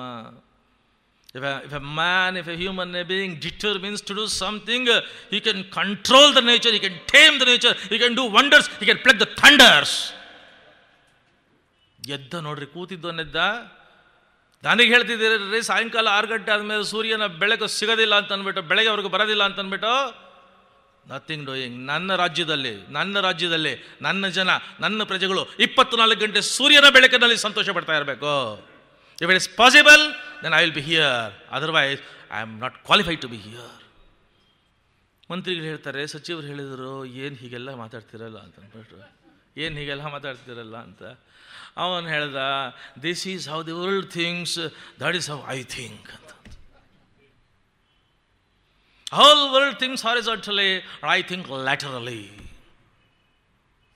Lateral thinking brings extraordinary results and unbelievable fruits. ರಾತ್ರಿ ಯೋಚನೆ ಮಾಡ್ದ, ಇದ್ದಕ್ಕಿದ್ದಂಗೆ ಏನು ಮಂತ್ರಿನ ಕರೆದ. ಮಂತ್ರಿ, ಸೂರ್ಯ ಅಂದಲ್ಲ, ಸೂರ್ಯ ಬೆಳಕು ಕೊಡ್ತಾನೆ ಅಂದಲ್ಲ, ಸೂರ್ಯ ಹೆಂಗೆ ಬರ್ತಾನೆ, ಎಲ್ಲಿ ಬರ್ತಾನೆ, ಏನರಲ್ಲಿ ಬರ್ತಾನೆ? ಸೂರ್ಯ ರಥದಲ್ಲಿ ಬರ್ತಾನೆ. ರಥದಿಂದ ಬರತಕ್ಕಂತಹ ಆ ಕಿರಣಗಳನ್ನು ಜಗತ್ತಿಗೆ ಚೆಲ್ಲುತ್ತಾರೆ. ಸಾಯಂಕಾಲ ರಥ ಹೊರಟೋಗುತ್ತೆ. ಸೂರ್ಯನ ರಥದ ಹಾಗೆ ಇರತಕ್ಕಂತಹ, ಅಷ್ಟೇ ಶಕ್ತವಾಗಿರತಕ್ಕಂತಹ, ಬಲಿಷ್ಠವಾಗಿರತಕ್ಕಂಥ, ಸಮರ್ಥವಾಗಿರತಕ್ಕಂತಹ, ಅಷ್ಟೇ ಅದ್ಭುತವಾಗಿರತಕ್ಕಂತಹ ಮಂತ್ರ ಕುದುರೆಗಳಿರತಕ್ಕಂತಹ ರಥವನ್ನು ಬೆಳಗ್ಗೆ ಹೊತ್ತಿಗೆ ಸಿದ್ಧ ಮಾಡು, ನಾಳೆ ಸಿದ್ಧ ಮಾಡಿಸ್ತಾರೆ ನೋಡ್ರಿ. ಸೂರ್ಯ ರಥದಂತೆಯೇ ಇರತಕ್ಕಂಥ ಒಂದು ರಥವನ್ನು ಪ್ರಿಯವ್ರತ ರಾಜ ಈ ಜಗತ್ತಿನ ಇತಿಹಾಸದಲ್ಲಿ ಮೊಟ್ಟ ಮೊದಲ ಬಾರಿಗೆ ಸಿದ್ಧ ಮಾಡಿಸಿದ. ಮರುದಿನ ಸಂಜೆ 6 ಗಂಟೆಯ ವೇಳೆಗೆ ಎಲ್ಲ ಸಿದ್ಧ ಆಯಿತು. ಸೂರ್ಯ ಬೆಳಗ್ಗೆ ಎಷ್ಟೊತ್ತಿಗೆ ಬರ್ತಾನೆ, ಎಲ್ಲಿ ಬರ್ತಾನೆ? ಆಗುಂಬೆಗೆ ಅಡ್ಡಲ್ಲಿ ಬರ್ತಾನೆ ಅಂತ ಕೆಲವರು ಹೇಳ್ತಾರೆ. ಅವನು ಹೇಳ್ದ, ಅತ್ಯಂತ ಪರಿಣಿತರಾಗಿರತಕ್ಕಂಥ ರಥ ನಿರ್ಮಾಣ ಶಾಸ್ತ್ರದಲ್ಲಿ ಪರಿಣಿತರಾಗಿರತಕ್ಕಂಥವ್ರನ್ನ ನನ್ನ ಹತ್ರ ಕರ್ಕೊಂಬಂದರು. ರಥದ ಗಾಲಿಗಳಿಗೆ ಸೌರ ದರ್ಪಣವನ್ನು ಹಾಕತಕ್ಕಂಥ ಕಥೆ ಗೊತ್ತಾ ನಿಮಗೆ ಅಂತಂದ. ಏನು ಅಂತಂದರು, ರಥದ ಗಾಲಿಗಳಿಗೆ ಸೌರ ದರ್ಪಣವನ್ನು ಅಳವಡಿಸಿ ಅಂತಂದ. ಆ ಸೂರ್ಯ ರಥದ ಹಾಗೆ ಇರತಕ್ಕಂಥ ಒಂದು ರಥವನ್ನು ನಿರ್ಮಾಣ ಮಾಡಿ ಅದರ ಗಾಲಿಗಳಿಗೆ ಸೌರ ದರ್ಪಣವನ್ನು, ಸೋಲಾರ್ ಮಿರರನ್ನು ಫಿಕ್ಸ್ ಮಾಡಿಕೊಂಡು ಮಾರನೇ ದಿನ ಬೆಳಗ್ಗೆ ಸೂರ್ಯ ಎಲ್ಲಿ ಅವನು ಹುಟ್ಟುತ್ತಾನೋ ಅಲ್ಲಿ ಬಂದು ನಿಂತುಕೊಂಡ ತಾನು ಸಾರಥಿಯಾಗಿ ರಥದಲ್ಲಿ. ಸೂರ್ಯ ರಥದ ವೇಗದಷ್ಟೇ ವೇಗವಾಗಿ ತನ್ನ ರಥವನ್ನು ಸೂರ್ಯದ ರಥದ ಪಕ್ಕದಲ್ಲಿ ನಡೆಸಿಕೊಂಡು ಹೋಗ್ತಾ ಸಾಯಂಕಾಲ 6 ಗಂಟೆವರೆಗೂ ಸೂರ್ಯನ ರಥದಿಂದ ಚೆಲ್ತಾ ಇರತಕ್ಕಂಥ ಬೆಳಕಿನ ಕಿರಣಗಳನ್ನು ತನ್ನ ರಥದ ಸೌರ ದರ್ಪಣದಲ್ಲಿ ಪೂರ್ತಿ ಹೀರಿಕೊಂಡು ಸೂರ್ಯ ಇಲ್ಲದೆ ಇರತಕ್ಕಂಥ ಸಂದರ್ಭದಲ್ಲಿ ತಾನು ಇನ್ನೊಂದು ಕಡೆ ಸೂರ್ಯ ಎಲ್ಲಿರಲು ಅಲ್ಲಿ ತಗೊಂಡೋಗಿ 24 ಗಂಟೆ ತನ್ನ ರಾಜ್ಯದ ಪ್ರಜೆಗಳು ಸೂರ್ಯನ ಬೆಳಕಿನಲ್ಲಿ ಇರೋ ಹಾಗೆ ಮಾಡಿರತಕ್ಕಂಥ ಮೊಟ್ಟ ಮೊದಲನೇ ಚಕ್ರವರ್ತಿ ಅಂತಂತಂದರೆ ಪ್ರಿಯವ್ರತ ರಾಜ. 3-4 ವರ್ಷದ ಹಿಂದೆ ರಷ್ಯಾದ ಸೆಂಟ್ ಪೀಟರ್ಸ್ಬರ್ಗ್ ನಗರದಲ್ಲಿ ಇಂಥ ದೊಡ್ಡ ಮೆಗಾ ಎಕ್ಸ್ಪೆರಿಮೆಂಟ್ ಮಾಡಿದ್ರು. ಹ್ಯೂಜ್ ಮೆಗಾ ಸೋಲಾರ್ ಮಿರರ್ನ ಹಾಕಿಬಿಟ್ಟು ಆ ಸೂರ್ಯನ ಕಿರಣಗಳನ್ನು ಹೀರಿ ರಾತ್ರಿ ಹೊತ್ತು ಇಡೀ ಸಿಟಿ ಮೇಲ್ಗಡೆ ಅದನ್ನು ರಿಫ್ಲೆಕ್ಟ್ ಮಾಡಿ whole city should enjoy the sunlight for all the 24 hours. Experiment has been conducted in Saint Petersburg and now of course last year ಮತ್ತು ಈ ವರ್ಷ in different cities of the world they are experimenting of giving 24 hours sunlight for the whole city. Mega solar city corporations ಅಂತ ಬಂದಿದೆ, ಈಗ ಕೊಡ್ತಾ ಇದ್ದಾರೆ. But ಇದರ ಪಯನೀರು, four ರನ್ನರು, ಇದರ ಕಾನ್ಸೆಪ್ಟನ್ನು ಮೊಟ್ಟ ಮೊದಲು ಜಗತ್ತಿಗೆ ಕೊಟ್ಟಿರತಕ್ಕಂಥ ಮಹಾನುಭಾವ ವಿಜ್ಞಾನಿ ಚಕ್ರವರ್ತಿ ಅಂತಂದರೆ ಪ್ರಿಯವ್ರತ ರಾಜ. ಅವನು ಸೂರ್ಯನ ರಥ ಸಾಯಂಕಾಲ ನೀವು ಯಾವತ್ತಾದರೂ ಸನ್ಸೆಟ್ ನೋಡೋಕ್ಕೆ ಸಾಮಾನ್ಯವಾಗಿ ನಮ್ಮಲ್ಲಿ ಸನ್ಸೆಟ್ ನೋಡಬೇಡಿ ಅಂತ ಹೇಳ್ತಾ ಇದ್ರು ಹಿಂದೆ ಶಾಸ್ತ್ರದಲ್ಲಿ. ಸನ್ಸೆಟ್ ನೋಡೋಕ್ಕೆ ಹೋದರೆ ನೋಡಿ ಕಾಣ್ತಾ ಇರ್ತಾನೆ, ಅದ್ಭುತವಾಗಿರ್ತಾನೆ, ಏನು ಹೊಳಿತಾ ಇರ್ತಾನೆ, ಇದ್ದಕ್ಕಿದ್ದಾಗೆ ಭಾಳ ವೇಗ ವೇಗದಲ್ಲಿ ಮುಳುಗಿ ಹೋಗ್ತಾನೆ. ಕಾಣ್ತಾ ಇರೋನು ಹಾಗೆ ಮುಳುಗಿ ಹೋಗ್ತಾನೆ, ಅಂದರೆ ಅಷ್ಟು ವೇಗದಲ್ಲಿ ಅಷ್ಟು ಸ್ಪೀಡಲ್ಲಿ ಮುಳುಗುತ್ತಾನೆ. ಹಾಗೆ ಮುಳುಗುವಾಗ ಅವನ ಜೊತೆಯಲ್ಲೇ ಬರ್ತಾ ಇದ್ದಂಥ ಪ್ರಿಯವ್ರತ ರಾಜನ ರಥ ಅದೇ ವೇಗದಲ್ಲಿ ಬಂದು ನೆಲಕ್ಕೆ ಅಪ್ಪಳಿಸ್ತಾ ಇತ್ತು. 7 ದಿನ 7 ಹಗಲು 7 ರಾತ್ರಿ ಹೀಗೆ ಮಾಡ್ದ. ಸಾಯಂಕಾಲ 6 ಗಂಟೆ ಅವನು ಕಂದಿದಾಗ ಇವನ ರಥ ಬಂದು ಭೂಮಿಗೆ ಅಪ್ಪಳಿಸಿದಾಗ ಅಲ್ಲಿ ಹಳ್ಳ ಆಗೋದು. ಆ ಹಳ್ಳದಲ್ಲಿ ನೀರು ತುಂಬಿಕೊಳ್ತು. 7 ದಿನ ಇವನು ಹಾಗೆ ಮಾಡ್ದ. ಇಡೀ ಭೂಮಿಯ ಮೇಲೆ 7 ಹಳ್ಳಗಳಾಗಿ ನೀರಿನಿಂದ ಆವೃತವಾದವು. ಆ ಹಳ್ಳಗಳ ಮಧ್ಯದಲ್ಲಿ ಭೂಮಿ ಇದ್ವು, ನೀರಿನಿಂದ ಆವೃತ ಆಯಿತು. ಆ 7 ಹಳ್ಳಿಗಳು 7 ಸಮುದ್ರಗಳಾದವು. ಅವುಗಳ ಮಧ್ಯೆ ಇದ್ದಂಥದ್ದು 7 ದ್ವೀಪಗಳಾದವು. ಮುಂದೆ 7 ಸಮುದ್ರಗಳ ನಿರ್ಮಾಣ ಮತ್ತು 7 ದ್ವೀಪಗಳ ನಿರ್ಮಾಣವನ್ನು ಪ್ರಿಯವ್ರತ ರಾಜ ಮಾಡ್ದ. ಊರಿಗೆ ಬರಲ್ಲ, ಲೌಕಿಕ ಬೇಡ, ನನಗೇನು ಬೇಡ ಅಂತಂತಿದ್ದವನು, ಸಮಾಜ ಬೇಡ, ಸಮುದಾಯ ಬೇಡ, ಜನ ಬೇಡ, ಏನು ಬೇಡ ಅಂತಿದ್ದವನು ಊರಿಗೆ ಬಂದು ಎಲ್ಲರ ಜೊತೆ ನಕ್ಕು ನಲಿದ, ಸಂಭ್ರಮದಲ್ಲಿದ್ದ, ಜನದ ಜೊತೆ ಬೆರೆತ. ಆದರೆ ಪ್ರತಿ ಕ್ಷಣದಲ್ಲಿ ಪರಮಾತ್ಮನ ಸ್ಮರಣೆಯನ್ನು ಬಿಡಲಿಲ್ಲ. ಜವಾಬ್ದಾರಿ ಎಲ್ಲ ಮಾಡಬೇಕು, ರಾಜ ರಾಣಿಯರು ಒಟ್ಟಿಗೆ ಕೂತ್ಕೋಬೇಕಪ್ಪ, ಸಂಕಲ್ಪ ಮಾಡ್ಬೇಕಾದ್ರೆ ಒಟ್ಟಿಗೆ ಇರಬೇಕು, ಧರ್ಮ ಕಾರ್ಯಕ್ಕೆ ಒಟ್ಟಿಗೆ ಇರಬೇಕು, ತೀರ್ಥಕ್ಷೇತ್ರಗಳಿಗೆ ಒಟ್ಟಿಗೆ ಹೋಗಬೇಕು, ಹಿರಿಯರು ಹೇಳಿದರು. ಆಯಿತು ಅಂತಂದ. ಮದುವೆ ಆಗಬೇಕು, ಯಾರನ್ನ ಆಗಬೇಕು? ವಿಶ್ವಕರ್ಮನ ಮಗಳನ್ನು ಮದುವೆ ಆದ, ಬರ್ಹಿಷ್ಮತಿಯನ್ನು ಮದುವೆ ಆದ. 10 ಜನ ಗಂಡು ಮಕ್ಕಳು, ಒಬ್ಬಳು ಹೆಣ್ಣು ಮಗಳು ಆಯಿತು. ಇನ್ನೂ ಒಬ್ಬಳನ್ನ ಮದುವೆ ಆದ. ಅವಳಲ್ಲಿ ಉತ್ತಮ, ತಾಮಸ, ರೈವತ ಅನ್ನತಕ್ಕಂಥ 3 ಮಕ್ಕಳು ಬಂದರು. ಮುಂದೆ ಮನ್ವಂತರದ ಅಧಿಪತಿಗಳಾದರು. ಉತ್ತಮ, ರೈವತ, ತಾಮಸ, ಮನ್ವಂತರದ ಅಧಿಪತಿಗಳಾದರು ಇವರು. ಮಗಳಾಗಿರತಕ್ಕಂಥ ಮಗಳಾಯಿತು, ಒಬ್ಬಳು ಹೆಣ್ಣುಮಗಳು ಊರ್ಜ್ವಸ್ವತಿ. ಅವಳನ್ನು ಶುಕ್ರಾಚಾರ್ಯ ಕೊಟ್ಟು ಮದುವೆ ಮಾಡ್ದ. ತನ್ನ ಮಗಳಾಗಿರತಕ್ಕಂಥ ಊರ್ಜ್ವಸ್ವತಿ ಮತ್ತು ಶುಕ್ರಾಚಾರ್ಯರಿಗೆ ಒಬ್ಬ ಹೆಣ್ಣುಮಗು ಆಯಿತು. ಅವಳೇ ದೇವಯಾನಿ ಅನ್ನತಕ್ಕಂಥವಳು. ಪ್ರಿಯವ್ರತನ ಮೊಮ್ಮಗಳು ದೇವಯಾನಿ. ಈ ಪ್ರಿಯವ್ರತನ ಮಗ ಅಗ್ನಿಧ್ರನ ಪತ್ನಿ ಪೂರ್ವಚಿತ್ತಿಯನ್ನು ಭಾಗವತ ಹೇಗೆ ವರ್ಣನೆ ಮಾಡುತ್ತೆ ಅಂತಂದರೆ, ಪೂರ್ವಚಿತ್ತಿಯ ಶೃಂಗಾರವನ್ನು, ವನಪನ್ನು, ವಯ್ಯಾರವನ್ನು, ಬೆಡಗನ್ನು, ಬಿನ್ನಾಣವನ್ನು, ಸೌಂದರ್ಯವನ್ನು, ಲೋಕ ವಿಲಕ್ಷಣವಾಗಿರತಕ್ಕಂಥ ಅವಳ ಆಕರ್ಷಕವಾದ ವ್ಯಕ್ತಿತ್ವವನ್ನು ಅದ್ಭುತವಾಗಿರತಕ್ಕಂಥ ರೀತಿಯಲ್ಲಿ ಭಾಗವತ ಹೇಳ್ತಾ ಹೋಗುತ್ತೆ. ಆ ಪ್ರಿಯವ್ರತನ ಮಗ ಅಗ್ನಿಧ್ರ ಅಂತಹ ಪೂರ್ವಚಿತ್ತಿಯ ಹೆಸರು, ಪೂರ್ವಚಿತ್ತಿಯನ್ನು ಮದುವೆ ಆದ. ಅವರಿಗೆ 9 ಜನ ಮಕ್ಕಳಾಗ್ತಾರೆ. ಅದರಲ್ಲಿ ಮೊದಲನೇ ಮಗನ ಹೆಸರೇ ನಾಭಿರಾಜ, ಅವನ ಹೆಂಡತಿ ಮೇರುದೇವಿ. ಇವರಿಬ್ಬರು ತಪಸ್ಸು ಮಾಡ್ತಾರೆ. ಪರಮಾತ್ಮ ಪ್ರತ್ಯಕ್ಷ ಆಗ್ತಾನೆ. ಏನು ಬೇಕು ಅಂತ ಕೇಳ್ಕೊಳ್ತಾನೆ. ಏನು ಬೇಕು ಅಂತ ಪರಮಾತ್ಮ, ನಿನ್ನಂಥ ಮಗ ಬೇಕು ಅಂತಂದರೆ, ನನ್ನಂಥ ಮಗ ಹುಟ್ಟಕ್ಕೆ ಸಾಧ್ಯ ಇಲ್ಲ ಅಂತಂತಾನೆ. ಬಂದರೆ ನಾನೇ ಬರಬೇಕಷ್ಟೇ ಅಂತಂತಾನೆ. ಆಗ ನೀನೇ ಬಾ ಅಂತಂದಾಗ ಸಾಕ್ಷಾತ್ ಪರಮಾತ್ಮನೇ ಒಂದು ಅಂಶದಿಂದ ಋಷಭ ಅನ್ನತಕ್ಕಂಥ ಹೆಸರಿನಿಂದ ಇವರ ಮಗನಾಗಿ ನಾಭಿರಾಜ ಮತ್ತು ಮೇರುದೇವಿಯರ ಮಗನಾಗಿ ಬರ್ತಾ ಇದ್ದಾನೆ. ಅವನ ಬುದ್ಧಿ, ಅವನ ವಿದ್ವತ್ತು, ಅವನ ಪ್ರತಿಭೆ, ಅವನ ಪಾಂಡಿತ್ಯ, ಅವನ ಓಜಸ್ಸು, ಅವನ ತೇಜಸ್ಸು, ಅವನ ವೈರಾಗ್ಯ, ಅವನ ಜ್ಞಾನ, ಅವನ ಲಕ್ಷಣ, ಅವನ ಖ್ಯಾತಿ, ಅವನ ಕೀರ್ತಿ, ಅವನ ಯಶಸ್ಸು, ಅವನ ಶ್ರೇಯಸ್ಸು ಕಂಡು ಎಲ್ಲ ಅಸಹನೆ, ಅಸೂಯೆ, ಹೊಟ್ಟೆ ಉರಿ, ಹೊಟ್ಟೆ ಕಿಚ್ಚಿನಿಂದ ವಿಲವಿಲ ಒದ್ದಾಡಿದವರು ರಾಜರುಗಳು, ಅಕ್ಕಪಕ್ಕದ ರಾಜರಲ್ಲ, ದೇವಲೋಕದ ದೇವೇಂದ್ರ ಹೊಟ್ಟೆ ಕಿಚ್ಚಿನಿಂದ ವಿಲವಿಲ ಒದ್ದಾಡ್ದ. ಇದೇನ್ರಿ ಇಂಥ ಯಶಸ್ಸು ಒಂದು. ಕಡೆಗೆ ಅವನು ಇವನ ರಾಜ್ಯದಲ್ಲಿ ಒಳ್ಳೆ ಮಳೆ ಆಗ್ತಾ ಇದೆ, ಬೆಳೆ ಆಗ್ತಾ ಇದೆ, ಸಮೃದ್ಧವಾಗಿದ್ದಾರೆ, ಧನಧಾನ್ಯ ಶೋಭಿಸ್ತಾ ಇದೆ, ಅದೆಲ್ಲ ಬಂದ್ ಮಾಡ್ತೀನಿ ನೋಡು ಅಂತ ಹೇಳಿ, ಕರ್ನಾಟಕ ಬಂದ್ ಮಾಡ್ತೀನಿ ನೋಡು ಅಂತ ಹೇಳಿ ದೇವೇಂದ್ರ ಮಳೆ ನಿಲ್ಲಿಸ್ದ. ಋಷಭ ನಕ್ಕ. ಸಜ್ಜನರು ಸಾತ್ವಿಕರು ಒಳ್ಳೆ ಕೆಲಸ ಮಾಡ್ತಿದ್ರೆ ಆದರೆ ಸಹಾಯ ಮಾಡು, ಇಲ್ಲ ಸುಮ್ಮನೆ ಇರು. ಇದೇನು ಮಾಡ್ತಾ ಇದ್ದೀಯ ನೀನು ಮಳೆ ನಿಲ್ಲಿಸಿಲ್ಲ ಅಂತಂದರೆ, ಅಪ್ಪ ಕೋಳಿ ಕೂಗಲಿಲ್ಲ ಅಂದರೆ ಬೆಳಗಾಗೋದಿಲ್ವೇನೋ ರಾಜ, ನೋಡು ನನ್ನ ಯೋಗ ಶಕ್ತಿಯಿಂದ ಏನು ಮಾಡ್ತೀನಿ ಅಂತ ಹೇಳಿ ಋಷಭ ತನ್ನ ಯೋಗ ಶಕ್ತಿಯಿಂದ ದೇವೇಂದ್ರ ಆಶ್ಚರ್ಯ ಪಡತಕ್ಕಂಥ ರೀತಿಯಲ್ಲಿ ತನ್ನ ರಾಜ್ಯದಲ್ಲಿ ಮಳೆಯನ್ನು ಕರೆಸದ. ಕಡೆಗೆ ಇಂದ್ರ ಲಜ್ಜೆಯಿಂದ ನಾಚಿ ಕರಗಿ ನೀರಾಗಿ ಬಂದು ಪ್ರಾರ್ಥನೆ ಮಾಡಿಕೊಂಡ, ನನ್ನ ಮಗಳನ್ನು ಮದುವೆ ಮಾಡ್ಕೋ ಋಷಭ ಅಂತ ಕೇಳ್ಕೊಂಡ. ಆಗ ದೇವೇಂದ್ರನ ಮಗಳಾಗಿರತಕ್ಕಂಥ ಜಯಂತಿಯನ್ನು ಋಷಭ ಮದುವೆ ಆದ. ಆಶ್ಚರ್ಯದ ವಿಚಾರ ಏನು ಅಂತಂದರೆ, ಋಷಭ ಅನ್ನತಕ್ಕಂಥವನಿಗೆ 100 ಮಕ್ಕಳಾದರೂ, ಅದಕ್ಕಿಂತ ಇನ್ನೊಂದು ಆಶ್ಚರ್ಯದ ವಿಷಯ ಏನಂದರೆ, ಋಷಭ ಅನ್ನತಕ್ಕಂಥವನು ಅಹಿಂಸೆಯ ಮೊಟ್ಟ ಮೊದಲ ಪ್ರಣಾಳಿಕೆಯನ್ನು ಜಗತ್ತಿನ ಮುಂದೆ ಇಟ್ಟ. ಅವನು ಹೇಳಿದ, ನೀವು ಮಾತಾಡುವಾಗ ತುಂಬ ಮೃದುವಾಗಿ ಮಾತಾಡಿ, ಜೋರಾಗಿ ಮಾತಾಡಿದರೆ ನಿಮ್ಮ ಬಾಯಿನಿಂದ, ನಿಮ್ಮ ಎಂಜಲಿನಿಂದ, ನಿಮ್ಮ ನಾಲಿಗೆಯಿಂದ, ನಿಮ್ಮ ದವಡೆಯಿಂದ ಹೋಗತಕ್ಕಂಥ ಸಣ್ಣ ಸಣ್ಣ ಅಣುಗಾತ್ರದ ಕ್ರಿಮಿಗಳು, ಕೀಟಗಳು ಅದು ಬೇರೆಯವರ ದೇಹವನ್ನು, ಮನಸ್ಸನ್ನು, ಮುಖವನ್ನು, ಚರ್ಮವನ್ನು ಪ್ರವೇಶ ಮಾಡಿ ಅವರಿಗೆ ವ್ಯಾಧಿಯನ್ನು ತರತಕ್ಕಂಥ ಸಾಧ್ಯತೆ ಇದೆ. ಹಿತವಾಗಿ ಮಾತಾಡು, ಮಿತವಾಗಿ ಮಾತಾಡು, ಮೃದುವಾಗಿ ಮಾತಾಡು, ಮಧುರವಾಗಿ ಮಾತಾಡುವಾಗ ಹುಷಾರಾಗಿ ಮಾತಾಡ್ರಿ. ಆ ಕಾಲಕ್ಕೆ ಋಷಭನ ಚಿಂತನೆ ನೋಡಬೇಕು. ನೀವು ನಡೆಯುವಾಗ ನೀವು ಎಚ್ಚರದಿಂದ ನಡೀರಿ, ಜಾಗೃತ ನಡೀರಿ, ಹೆಜ್ಜೆ ನೋಡ್ಕೊಂಡು ನಡೀರಿ, ಹೆಜ್ಜೆ ಇಟ್ಕೊಂಡು ನಡೀರಿ. ಒಂದೊಂದು ಚಿಕ್ಕ ಚಿಕ್ಕ ಕ್ರಿಮಿಗಳು, ಕೀಟಗಳು, ಇರುವೆಗಳು, ಗೊದ್ದೆಗಳು, ಅದಕ್ಕೂ ಜೀವ ಇದೆ, ಅವಕ್ಕೂ ಚೈತನ್ಯ ಇದೆ, ಅವು ನಿಮ್ಮ ಹಾಗೇನೆ. ಯಾವನೋ ಒಬ್ಬ ದೊಡ್ಡ ಮಾನ್ಸ್ಟರು, ರಾಕ್ಷಸ, ಸೂಪರ್ ಮ್ಯಾನ್ ಬಂದು ನಿಂತ್ಕೊಂಡ್ರೆ ನಾವುಗಳು ಹೇಗೆ ಇರುವೆ ಥರ ಅವನಿಗೆ ಕಾಣ್ತೀವೋ, ನಮ್ಮಂಥ ಮಾನ್ಸ್ಟರ್ಗಳಿಗೆ ಅವು ಇರುವೆ ಥರ ಕಾಣುತ್ತವೆ. ಅದು ಹೇಳ್ದ, ಅದಕ್ಕೂ ಜೀವ ಇದೆ, ಅದಕ್ಕೆ ಚೈತನ್ಯ ಇದೆ, ಅದು ಪರಮಾತ್ಮನ ಸೃಷ್ಟಿ, ನೀನು ಪರಮಾತ್ಮನ ಸೃಷ್ಟಿ, ಅದು ಪರಮಾತ್ಮನ ಸೃಷ್ಟಿ. ನೋಡ್ಕೊಂಡು ಹೆಜ್ಜೆ ಇಡು, ಒಂದೊಂದು ಹೆಜ್ಜೆನೂ ಹುಷಾರಾಗಿಡು. ಬೇರೆಯವ್ರ ಹತ್ರ ಮಾತಾಡಬೇಕಾದ್ರೆ ಅಣಗಿಸಿ ಮಾತಾಡಬೇಡ, ಅಪಹಾಸ್ಯ ಮಾತಾಡಬೇಡ, ನಿಂದೆ ಮಾಡಬೇಡ, ಚಾಡಿ ಮಾಡಬೇಡ, ಚಿತ್ರ ಮಾಡಬೇಡ, ಹೊಟ್ಟೆ ಉರಿ ಪಡಬೇಡ, ಹೊಟ್ಟೆ ಕಿಚ್ಚಬೇಡ, ಬೇರೆಯವ್ರನ್ನ ನೋಯಿಸಬೇಡ. Don't hurt others. ಋಷಭನ ಪ್ರಣಾಳಿಕೆಗಳು ನೋಡಬೇಕು, ಅದ್ಭುತ. ಅಹಿಂಸೆಯ ಮೊಟ್ಟ ಮೊದಲ ತತ್ವವನ್ನು ಅವನು ಹೇಳ್ತಾನೆ. ಯಾವುದೇ ಆಯುಧಗಳನ್ನು ಸ್ಪರ್ಶ ಮಾಡತಕ್ಕಂಥದ್ದು, ಚಿಂತನೆ ಮಾಡತಕ್ಕಂಥ ಬಿಟ್ಬಿಡು ಜೀವನದಲ್ಲಿ. ಆಯುಧದ ಚಿಂತನೆ ಬಂತು ಅಂತಂದರೆ ಯಾವತ್ತೂ ಒಂದು ಸರ್ತಿ ಸ್ಪರ್ಶನ ಮಾಡಬೇಕು ಅಂತ ಬರುತ್ತೆ. ಸ್ಪರ್ಶನ ಮಾಡಿದರೆ ಸಾಕು, ಪ್ರಯೋಗ ಮಾಡಬೇಕು ಅಂತ ಬರುತ್ತೆ. ಪ್ರಯೋಗ ಮಾಡಬೇಕು ಅಂದರೆ ಎಲ್ಲರ ಮೇಲೆ ಮಾಡಬೇಕು ಅಂತ ಬರುತ್ತೆ. ಯಾರೂ ಸಿಕ್ಕಲಿಲ್ಲ ಅಂದರೆ ಒಂದು ಎಕ್ಸ್ಪೆರಿಮೆಂಟ್ ಮಾಡ್ತೀನಿ ಅಂತ ಮನೆಯವ್ರ ಮೇಲೆ ಮಾಡಿಬಿಡ್ತಾರೆ. ಇವತ್ತು ಜೈನಿಸಮ್ ಅಂತ ಏನಿದೆ, ಈ ಜೈನಿಸಮ್ಮು, ಜೈನ ಧರ್ಮದ ಪ್ರವರ್ತಕನಾಗಿರತಕ್ಕಂಥ ಋಷಭ ತೀರ್ಥಂಕರ ಈ ಋಷಭ ಸ್ಪಷ್ಟ ಮಾಡಿದ ಭಾಗವತ. ಅಹಿಂಸೆಯ ಮೊಟ್ಟ ಮೊದಲ ಪ್ರಣಾಳಿಕೆಯನ್ನು ಕೊಟ್ಟು ಜೈನ ಧರ್ಮದ ಪ್ರವರ್ತಕ ಮನೀಷಿಯಾಗಿರತಕ್ಕಂಥವನು ಈ ಋಷಭ. ಇವನಿಗೆ 100 ಜನ ಮಕ್ಕಳು.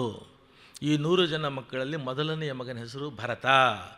ಆ ಭರತನ ಖ್ಯಾತಿಯ ತೀವ್ರತೆಯ ಪ್ರಭಾವದ ಪ್ರವಾಹದ ದಟ್ಟತೆ ಎಷ್ಟಿತ್ತು ಅಂದರೆ 600 ಪ್ರಾಂತ್ಯಗಳಿದ್ದಂಥ, 1000 ಪ್ರಾಂತ್ಯಗಳಿದ್ದಂಥ ದೇಶ for the first time integrate ಆಗಿ ಇಡೀ ದೇಶಕ್ಕೆ ಒಂದೇ ಹೆಸರು ಬಂತು.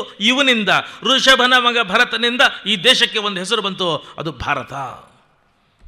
Bhagavata makes it very clear, no mincing of words here. Bhagavata makes it very clear, the Bharata-varsha and Bharata, the name has actually come from this Bharata who is the son of Rishabha.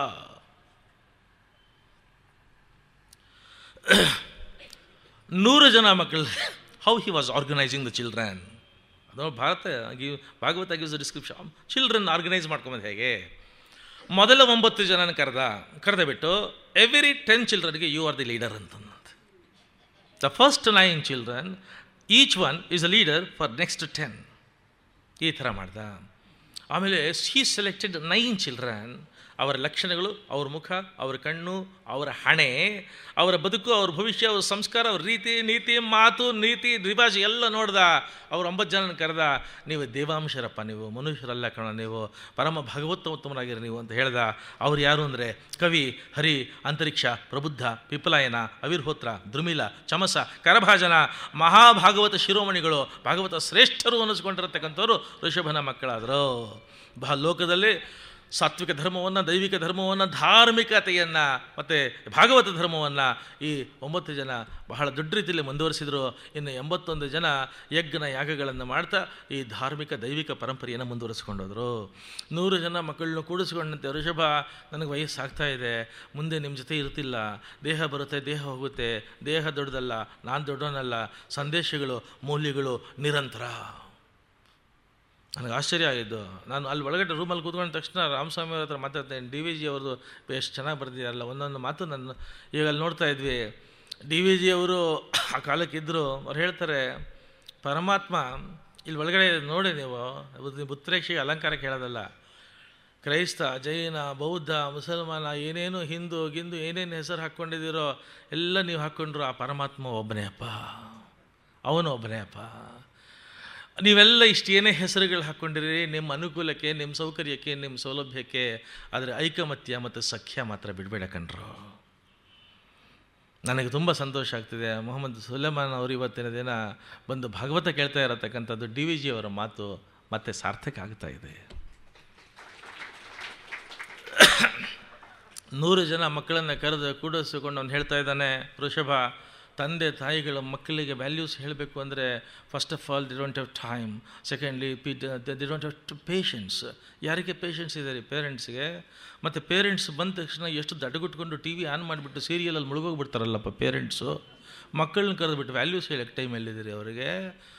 And fourth one, they are not well equipped mentally, intellectually, academically, they are not equipped. ಏನು ಹೇಳ್ತಾರೆ ರೀ? ವೃಷಭ ತೋರಿಸ್ತಾನೆ, ಮಕ್ಕಳನ್ನು ಕರೆದು ಕೂಡಿಸಿಕೊಂಡು ಮಾತು ಹೇಳ್ತೀಯಾನೆ, ಮಹತ್ಸೇವಾಂ ದ್ವಾರ ಮಾಹುರ್ ವಿಮುಕ್ತೆ ತಮೋದ್ವಾರಂ ಯೋಷಿತಾಂ ಸಂಗಿ ಸಂಗಾಂ ಮಹಾಂತಸ್ತೆ ಸಮಚಿತ್ತ ಪ್ರಶಾಂತ ವಿಮನ್ಯವಸ್ಸು ಹೃದ ಸಾಧವೋಯೇ.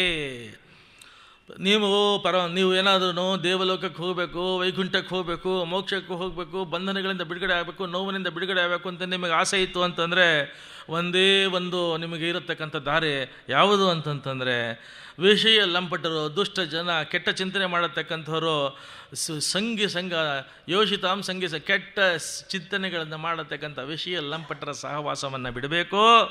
ಮಹತ್ಸೇವಾಂ ದ್ವಾರ ಮಾಹುರ್ ವಿಮುಕ್ತೆ, ಪ್ರತಿನಿತ್ಯ ಕೃಷ್ಣನ ಸ್ಮರಣೆ ಮಾಡತಕ್ಕಂಥವರ ಸಂಘದಲ್ಲಿರ್ರಿ. ಸಂಘವಾಗಲಿ, ಸಾಧು ಸಂಘವಾಗಲಿ, ಸಂಘದಿಂದ ಲಿಂಗದೇಹ ಭಂಗವಾಗಲಿ. ಸಜ್ಜನರ ಸಂಘದೊಳಗೆ ಇರಿಸನ್ನ ರಂಗ, ದುರ್ಜನರ ಸಂಘವನ್ನು ನಾನೊಳ್ಳೆ ಮಂಗಳಾಂಗ. What you are going to be and what will be your future depends upon what type of company, association and friends that you are having today. Any person with whom you are having attachment or association or conversation or dialogue, automatically it develops a type of samskara in you and you will be molded and shaped into that in the future. ಅದನ್ನೇ ಹೇಳ್ತಾ ಇದ್ದಾರೆ. ನಿಮಗೆ ಒಳ್ಳೆ ಸಂತೋಷ, ಸಂಭ್ರಮ, ಬದುಕಿನಲ್ಲಿ ಬೈಕುಂಠ ಮುಕ್ತಿ ದ್ವಾರ open ತೆಗಿಬೇಕಾ? ನೀವು ಸಜ್ಜನರ ಸಂಘ ಮಾಡಿ. ಯಾರು ಸಜ್ಜನರ ಸಂಘ? ಪರಮಾತ್ಮನ ಧ್ಯಾನ ಯಾರು ಮಾಡ್ತಾರೆ, ನಿಷ್ಕಿಂಚಿನರಾಗಿ, ನಿಷ್ಕಪಟರಾಗಿ, ಒಳ್ಳೆಯ ನಿರ್ಮತ್ಸರರಾಗಿ, ನಿಷ್ಕಲ್ಮಶ ಹೃದಯದಿಂದ, ನಿಸ್ಪೃಹವಾಗಿ, ಸಿನ್ಸಿಯರಾಗಿ ದೇವರನ್ನು ಯಾರು ಸ್ಮರಣೆ ಮಾಡ್ತಾರೆ, ಯಾವ ಡ್ರೆಸ್ ಹಾಕ್ಕೊಂಡಿರಲಿ, ಯಾವ ಆಭರಣ ಹಾಕ್ಕೊಂಡಿರಲಿ, ಯಾವ ಅಲಂಕಾರ ಮಾಡ್ಕೊಂಡಿರಲಿ ಸೆಕೆಂಡರಿ, ಸಿನ್ಸಿಯರಾಗಿ ದೇವರ ಸ್ಮರಣೆ ಯಾರು ಮಾಡ್ತಾರೆ, ಸಜ್ಜನರು ಅಂತ ನಿಮಗೆ ಕನ್ವಿಕ್ಷನ್ ಎಲ್ಲಿ ಬರುತ್ತೆ, ಅಂಥವ್ರು ಸಂಘದಲ್ಲಿರ್ರಿ. ಯಾರು ಸಜ್ಜನರು ಅಂತಂದರೆ ಸಮಚಿತ್ತರಾಗಿರಬೇಕು. ಕ್ರೋಧ ಇರಕೂಡ್ದು, ಕಾಮ ಇರಕೂಡ್ದು, ಲೋಭ ಇರಕೂಡ್ದು, ಮೋಹ ಇರಕೂಡ್ದು, ಸ್ನೇಹ, ಮದ, ಮಾತ್ಸರ್ಯ, ರಾಗ, ದ್ವೇಷ, ಕೆಟ್ಟ ಬುದ್ಧಿ, ಸಣ್ಣ ಬುದ್ಧಿ, ಅಲ್ಪತನ ಏನೂ ಇಲ್ಲದೆ ಇರತಕ್ಕಂಥ ಸಮಚಿತ್ತರು. ಮತ್ತು ಕ್ರೋಧ, ಕೋಪ, ಮೂಗಿನ ಮೇಲೆ ಕೋಪ, ಮೂಗಿನ ತುದಿಗೆ ಕೋಪ, ಇನ್ನು ಫ್ಲೇಮಬಲ್ಲು, ಎಕ್ಸ್ಪ್ಲೋಸಿವ್, ಇಂಥ ಜನಗಳ ಜೊತೆ ಇರಬೇಡಿ. ಶಾಂತರಾಗಿರೋರು, ಪ್ರಶಾಂತರಾಗಿರೋರು, ಆನಂದವಾಗಿರತಕ್ಕಂಥವ್ರು. People who live in the midst of peace, tranquillity, serenity, they are the people with whom you should have association. ಮತ್ತು ಯಾವಾಗಲೂ ಸತ್ಕರ್ಮಶೀಲರಾಗಿರತಕ್ಕಂಥವ್ರು, ಸದಾಚಾರ ಸದ್ವಿಚಾರಗಳನ್ನು ಯಾರು ಇಟ್ಕೊಂಡಿದ್ದಾರೆ ಅವರು ಬರೀ not merely good thinking, think good, think God, simultaneously whatever you do it good, do the good. ಅನುಸಂಧಾನ ಮುಖ್ಯ, ಅನುಷ್ಠಾನ ಮುಖ್ಯ. ಇದೆಲ್ಲ ದೇವಲೋಕದ ಪ್ರವೇಶ ದ್ವಾರ. ಇಷ್ಟು ವಿಚಾರಗಳನ್ನು ಹೇಳಿ ಅವನು ಹೇಳ್ತಾನೆ, ಸರ್ವತ್ರ ಮದ್ಭಾವ ವಿಚಕ್ಷಣೇನ ಜ್ಞಾನೇನ ವಿಜ್ಞಾನ ವಿರಾಜಿತೇನ. ನೋಡಿ, ಅವನು ಹೇಳ್ತಾನೆ, ಸರ್ವತ್ರ ಮಧ್ವ ವಿಚಕ್ಷಣೇನ ಜ್ಞಾನೇನ ವಿಜ್ಞಾನ ವಿರಾಜಿತೇನ. ವಾಟ್ ಈಸ್ ಅಲ್ಟಿಮೇಟ್ ಸೈನ್ಸ್ ಅನ್ನೋದಕ್ಕೆ ಡೆಫಿನೇಷನ್ ಕೊಡ್ತಾನೆ. ಯಾವುದು ಅಂತಂದರೆ ಎಲ್ಲ ಕಡೆ ಎಳ್ಳು ಮನೆಯ ಮುಳ್ಳು ಕೊನೆಯ ಪೊಳ್ಳು ಬಿಡದೆ ಒಳಗೆ ಹೊರಗೆ ಎಲ್ಲ ಠಾವಿ ನಲ್ಲಿ ಲಕುಮಿ ನಲ್ಲೆ ಪ್ರತಿಯೊಂದು ಕಡೆ ಪರಮಾತ್ಮ ಇದ್ದಾನೆ. ನನ್ನೊಳಗೂ ಇದ್ದಾನೆ, ನನ್ನ ಹೊರಗೂ ಇದ್ದಾನೆ. ಹೊರಗಡೆ ನೀವು ನೋಡತಕ್ಕಂಥ ಜಗಗಳಲ್ಲಿ ನೋಡತಕ್ಕಂಥದ್ರಲ್ಲಿ ಪರಮಾತ್ಮನ ಕಾಣತಕ್ಕಂಥದ್ದು, ಕಣ್ಣು ಮುಚ್ಚಿಕೊಟ್ರೆ ನಿಮ್ಮೊಳಗೆ ಪರಮಾತ್ಮನ ಕಾಣತಕ್ಕಂಥದ್ದು, ಪ್ರತಿ ಮಾತುಗಳಲ್ಲಿ ಪರಮಾತ್ಮನ ಕಾಣತಕ್ಕಂಥದ್ದು. ಇಂಥ ವಿಶಿಷ್ಟವಾದ ಜ್ಞಾನವನ್ನು ಯಾರು ಬೆಳೆಸ್ಕೊಳ್ತಾರೋ ಅವರು ವಿಜ್ಞಾನಿಗಳು. ಇದೇ ನಿಜವಾದ ವಿಜ್ಞಾನ. ಋಷಭನ ಡೆಫಿನಿಷನ್ ಫಾರ್ ವಿಜ್ಞಾನ. ಸರ್ವತ್ರ ಮದ್ಭಾವ ವಿಚಕ್ಷಣೆಯನ್ನ ಜ್ಞಾನೇನ ವಿಜ್ಞಾನ ವಿರಾಜಿತೇನ. ಪರಮಾತ್ಮ ಎಲ್ಲ ಕಡೆ ವಿರಾಜಿತನಾಗಿದ್ದಾನೆ. ಅವನನ್ನು ನೋಡತಕ್ಕಂಥ ಕಣ್ಣು ಬೇಕು ನಮಗೆ ಅನ್ನತಕ್ಕಂಥ ಜ್ಞಾನ ಬಂತು ಅಂತಂದರೆ ಅದು ವಿಜ್ಞಾನ. ಮುಂದೆ ಅವನು ತನ್ನ ಇಳಿ ವಯಸ್ಸಿನಲ್ಲಿ ಮನೆ ಮಕ್ಕಳು ಮೋಹ ಎಲ್ಲ ತೊರೆದು ಬಿಟ್ಟು ತನ್ನ ಪಾಟಿಗೆ ತಾನು ಕಾಡೊಳಗೆ ವಾನಪ್ರಸ್ಥನಾಗ್ತಾನೆ. ವನಪ್ರಸ್ಥಾನನಾಗಿ ಬಂದು ಕಾಡೊಳಗೆ ಬಂದು for the first time in the history of Indian scriptures Karnataka gets wonderful and direct reference in Bhagavata here. ಎಲ್ಲಿಗೆ ಬರ್ತಾನೆ? ಋಷಭ ತನ್ನ ಜೀವನದ ಅಂತಿಮ ಘಟ್ಟಗಳಲ್ಲಿ ಸಂಧ್ಯಾಕಾಲದಲ್ಲಿ ಎಲ್ಲಿಗೆ ಬರ್ತಾ ಇದ್ದಾನೆ ಅಂತಂತಂದರೆ ಕಾಂಕಟ ಕರ್ನಾಟಕ, ದಕ್ಷಿಣ ಕರ್ನಾಟಕ, ಕುಟ ಚಾಚಲೋಪವನೆ. Bhagavata makes it further clear. ಎಲ್ಲಿಗೆ ಬರ್ತಾನೆ?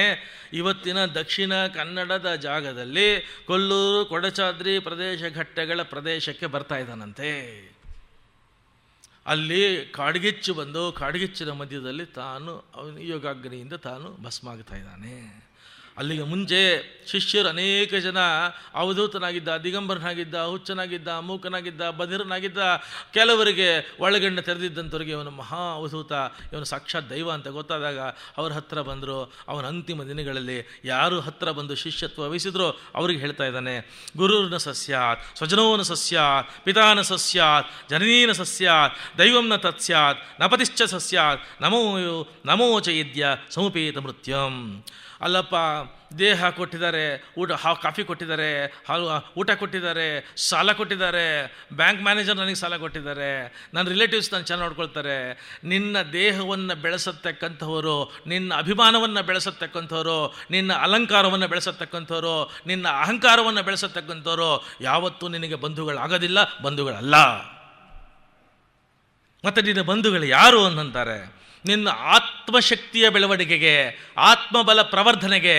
ಒಳಗಡೆ ಪರಮಾತ್ಮ ಇದ್ದಾನೆ, ಒಳಮುಖನಾಗು, ಹೊರಗಡೆ ಕಣ್ಣು ಮುಚ್ಕೋ, ಒಳಗಣ್ಣು ಬಿಚ್ಕೋ, ಹೊರಗಣ್ಣು ಮುಚ್ಚಿ ಒಳಗಣ್ಣು ಬಿಚ್ಚಿ ತಿಳಿಗಣ್ಣು ಮಾಡ್ಕೋ, ಹೊಳೆಗಣ್ಣು ಮಾಡ್ಕೋ, ಬೆಗೆಗಣ್ಣಿನಲ್ಲಿರೋ ಪರಮಾತ್ಮನ ನೋಡು ಅಂತ ಯಾರು ನಿನಗೆ ಸಂದೇಶ ಕೊಡ್ತಾ ಇದ್ದಾರೆ, ನಿರ್ದೇಶನ ಕೊಡ್ತಿದ್ದಾರೆ, ಮಾರ್ಗದರ್ಶನ ಕೊಡ್ತಿದ್ದಾರೆ, ಆತ್ಮಬಲ ಪ್ರವರ್ಧನ ಮಾಡ್ತಿದ್ದಾರೆ, ಪ್ರೇರಣೆ ಕೊಡ್ತಿದ್ದಾರೆ, ದೈವಿ ಪ್ರೇರಣೆ ಕೊಡ್ತಿದ್ದಾರೆ, ನಿನ್ನನ್ನು ಅಂತರ್ಮುಖಿ ಮಾಡ್ತಿದ್ದಾರೆ, ಪರಮಾತ್ಮನ ಕಡೆಗೆ ನಿನ್ನನ್ನು ತಿರುಗಿಸ್ತಾ ಇದ್ದಾರೆ, ದೈವಿ ಶಕ್ತಿಯನ್ನು ನಿನಗೆ ಕೊಡ್ತಾ ಇದ್ದಾರೆ. ಅವರು ನಿನ್ನ ಬಂಧುಗಳು. ಇದನ್ನು ಶಿಷ್ಯರಿಗೆ ತನ್ನ ಕಡೆಗಾಲದಲ್ಲಿ ಋಷಭ ಹೇಳಿ ಪುರಂದರದಾಸರು ಅದೇ ಬರೆದಿದ್ದಾರೆ, ಮಾನವ ಜನ್ಮ ದೊಡ್ಡದು, ಇದು ಹಾನಿ ಮಾಡಲೇಬೇಡಿ ಹುಚ್ಚಪ್ಪಗಳಿರ. ಕಣ್ಣು ಕೈಕಾಲು ಕಿವಿ ನಾಲಿಗೆ ಇರಲಿಕ್ಕೆ ಮಣ್ಣು ಮುಖಿ ಮರುಳಾಗುವರೇನು. ಹೆಣ್ಣು ಹೊನ್ನಿಗಾಗಿ ಹರಿಯ ನಾಮಾಮೃತ, ಹೆಣ್ಣು ಹೊನ್ನಿಗಾಗಿ ಹರಿಯ ನಾಮಾಮೃತ, ಉಣ್ಣದೆ ಉಪವಾಸ ಇರುವರೆ ಕೂಡಿ ಮಾನವ ಜನ್ಮ ದೊಡ್ಡದು, ಇದ ಹಾನಿ ಮಾಡಲು ಬೇಡಿ ಹುಚ್ಚಪ್ಪಗಳಿರ, ಮಾನವ ಜನ್ಮ ದೊಡ್ಡದು. ಕಾಲನ ದೂತರು ಕಾಲ್ಪಿಡಿದೆಳೆವಾಗ ತಾಳುತ್ತಳೆಂದರೆ ತಾಳುವರೇನು. ದಾಳಿ ಬಾರದ ಮುನ್ನ ಧರ್ಮವ ಗಳಿಸಿರೋ, ದಾಳಿ ಬಾರದ ಮುನ್ನ ಧರ್ಮವ ಗಳಿಸಿರೋ, ಹಾಳು ಸಂಸಾರದ ಸುಳಿಗೆ ಸಿಕ್ಕಲು ಬೇಡಿ ಮಾನವ ಜನ್ಮ ದೊಡ್ಡದು, ಇದ ಹಾನಿ ಮಾಡಲು ಬೇಡಿ ಹುಚ್ಚಪ್ಪಗಳಿರ, ಮಾನವ ಜನ್ಮ ದೊಡ್ಡದು. ಏನು ಕಾರಣ ಯದುಪತಿಯನ್ನು ಮರೆತೀರಿ, ಧನಧಾನ್ಯ ಸತಿಸುತ್ತರು ಕಾಯುವರೇನು. ಯಾಕೆ ದೇವರ ಹೆಸರನ್ನು ಮರೆತರಪ್ಪ? ಯಾಕೆ ಯದುಪತಿಯನ್ನು ಕೃಷ್ಣನ ಮರೆತು ಬಿಟ್ರೋ? ದುಡ್ಡು ಬಂತು, ಭಾಗ್ಯ ಬಂತು, FD ಬಂತು, ಶೇರ್ ಬಂತು, ಸ್ಟಾಕ್ ಬಂತು, ಒಳ್ಳೆ ಪ್ರಾಸ್ಪರಿಟಿ ಬಂತು, ಪ್ರೋಗ್ರೆಸ್ ಬಂತು, ನನಗೆ VRS ತೊಗೊಂಬಿಟ್ಟೆ, ಸಿಕ್ಕಾಪಟ್ಟೆ ದುಡ್ಡು ಬಂತು, ದೇವರನ್ನು ಮರೀತಾರೇನ್ರಿ? ರಿಯಲ್ ಎಸ್ಟೇಟ್ ಬೆಲೆ ಜಾಸ್ತಿ ಆಯ್ತು ರೀ, ಇನ್ನೇನ್ರಿ ಬೇಕು ನನಗೆ, ಇನ್ಯಾರಿಗೆ ಜ್ಞಾಪಕ, ಯಾರು ಮೇಲೆ ಮಲ್ಲ ಮರ್ತೋಗ್ತೀನಿ. ಯಾರೂ ಆಗೋದಿಲ್ಲ ರಾಜ. ಏನು ಕಾರಣ ಯದುಪತಿಯನ್ನು ಮರೆತಿರಿ, ಧನ ಧಾನ್ಯ ಸತಿಸುತ್ತರು ಕಾಯುವರೇನೋ. ಇನ್ನಾದರೂ ಏಕೋ ಭಾವದಿ ಭಜಿಸಿರಿ, ಚೆನ್ನ ಶ್ರೀ ಪುರಂದರ ವಿಠ್ಠಲರಾಯನ, ಮಾನವ ಜನ್ಮ ದೊಡ್ಡದು. ಹ್ಯೂಮನ್ ಲೈಫು ಪ್ರೆಷಸ್ ಅಪ್ಪ, ಇದು it's a treasure, it's a precious, ಅಮೂಲ್ಯ, ಅಪೂರ್ವ. ಹಾಳು ಮಾಡಿಬಿಟ್ರಪ್ಪ ಇದನ್ನು.